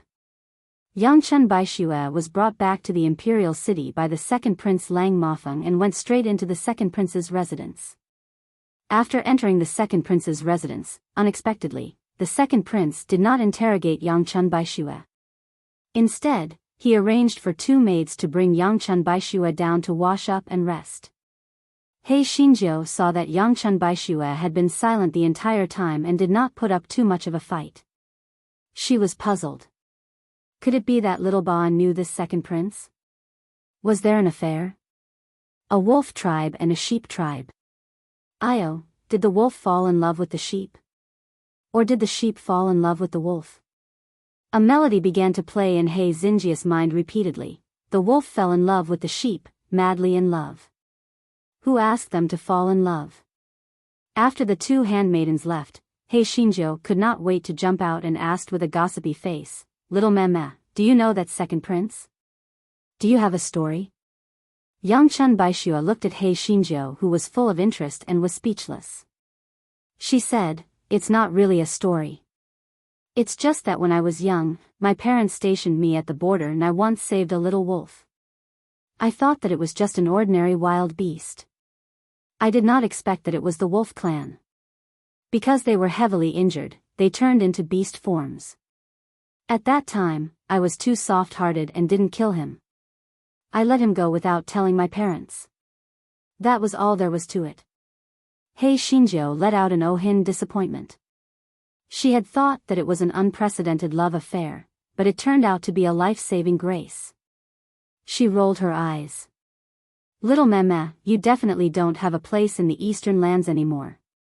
Why don't you let that second prince save your life? There's nothing I can do to repay him. You can just marry him. I think he's quite good-looking too, and he's clearly not an ungrateful scum. Why don't you just take him in? Then we'll think of a way to let him ascend to the throne. You two can unify the eastern and western continents. It's simply wonderful." Yangchen Baixue was dumbstruck when she heard this. She felt that her own puppet had gone mad. Moreover, the second prince was a prince. It was even more impossible for him to marry a sheep race woman like her as a concubine.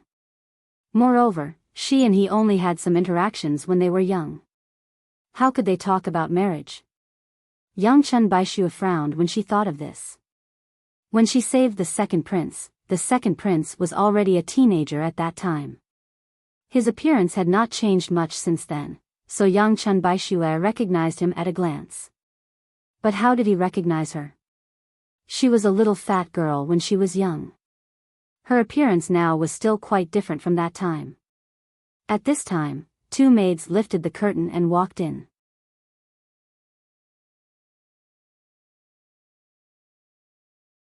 Each of them held a tray with pastries, tea, and other things on it. Although the 2 maids were a little surprised to see He Xinjiu, they did not ask much. One of the maids said respectfully, "Miss, this is the pastries His Highness asked us to prepare. Enjoy." After saying that, the 2 handmaidens left respectfully. Seeing that the pastry on the table was very exquisite, He Xinjiu did not have the time to show off and ask Yangchen Baixue to feed her. She condensed a piece of pastry with her right hand and ate it. Unexpectedly, Yangchen Baixue's eyes turned red and she cried. "He Xinjiu, was it necessary? Didn't she just eat a piece of pastry? Did it hurt her so much?" He Xinjiu said embarrassedly, "Isn't there still so much? You are too narrow-minded. I risked my life for you, why can't I just eat a piece of cake?"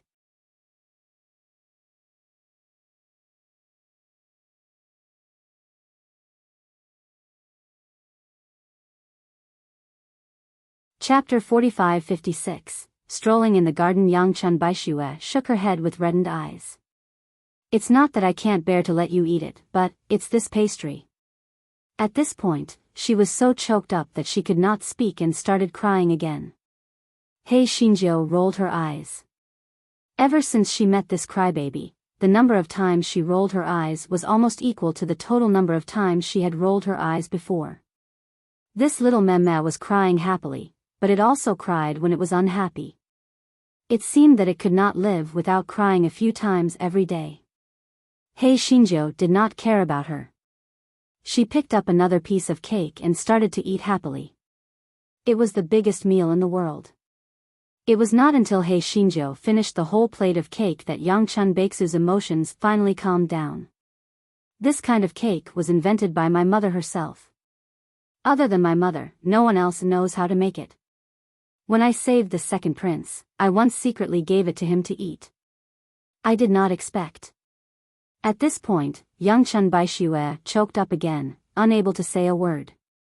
Hei Xinjiu looked at her speechlessly, but her eyes suddenly lit up. Io, that second prince must have spent a lot of effort to make the same pastry.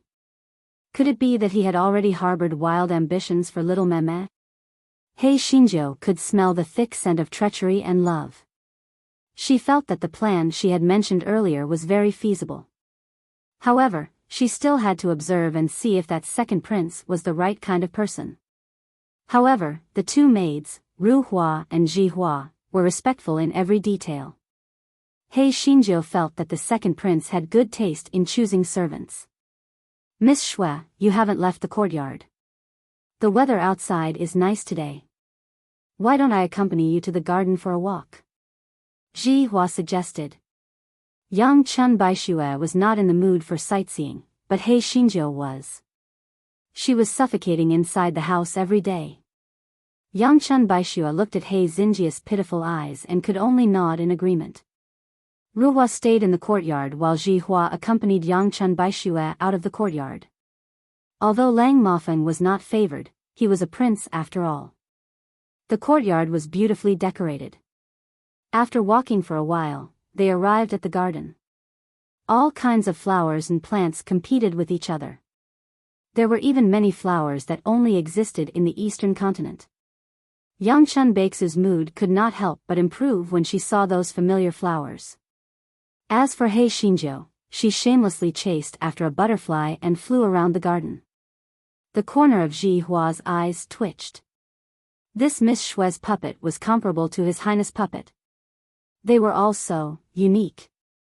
Hei Xinjiu made the butterfly dizzy and then yawned and hid between Yangchun Baixu's brows. Yangchun Baixue was also a little tired and said, "Let's go back." Ji Hua agreed and walked back with her.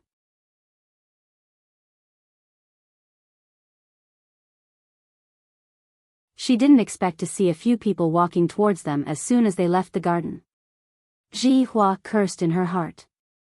Why was this person here? However, it was too late to hide. She could only brace herself and bow to the woman in the lead. Ji Hua greets Miss Qinlan. The woman said gently, "No need to be so polite. I believe the person beside you is the Yang clan's young lady who saved the damsel in distress, right?" Ji Hua had no choice but to nod in agreement. Then, she said to Yangchun Baixue, "Miss Shui, this is the second prince's cousin, Miss Qinlan." Yangchun Baixue nodded to Shu Qinlan, then turned around and was about to leave. There was no other reason. Yangchun Baixue was very uncomfortable. Her current status was awkward. She was a captive, so she was treated very well. She was also a guest, so she did not plan to chat with Shu Qinlan. You're tuning into the Romantic Tales YouTube channel. Don't forget to subscribe and join us on this journey to catch the most captivating stories.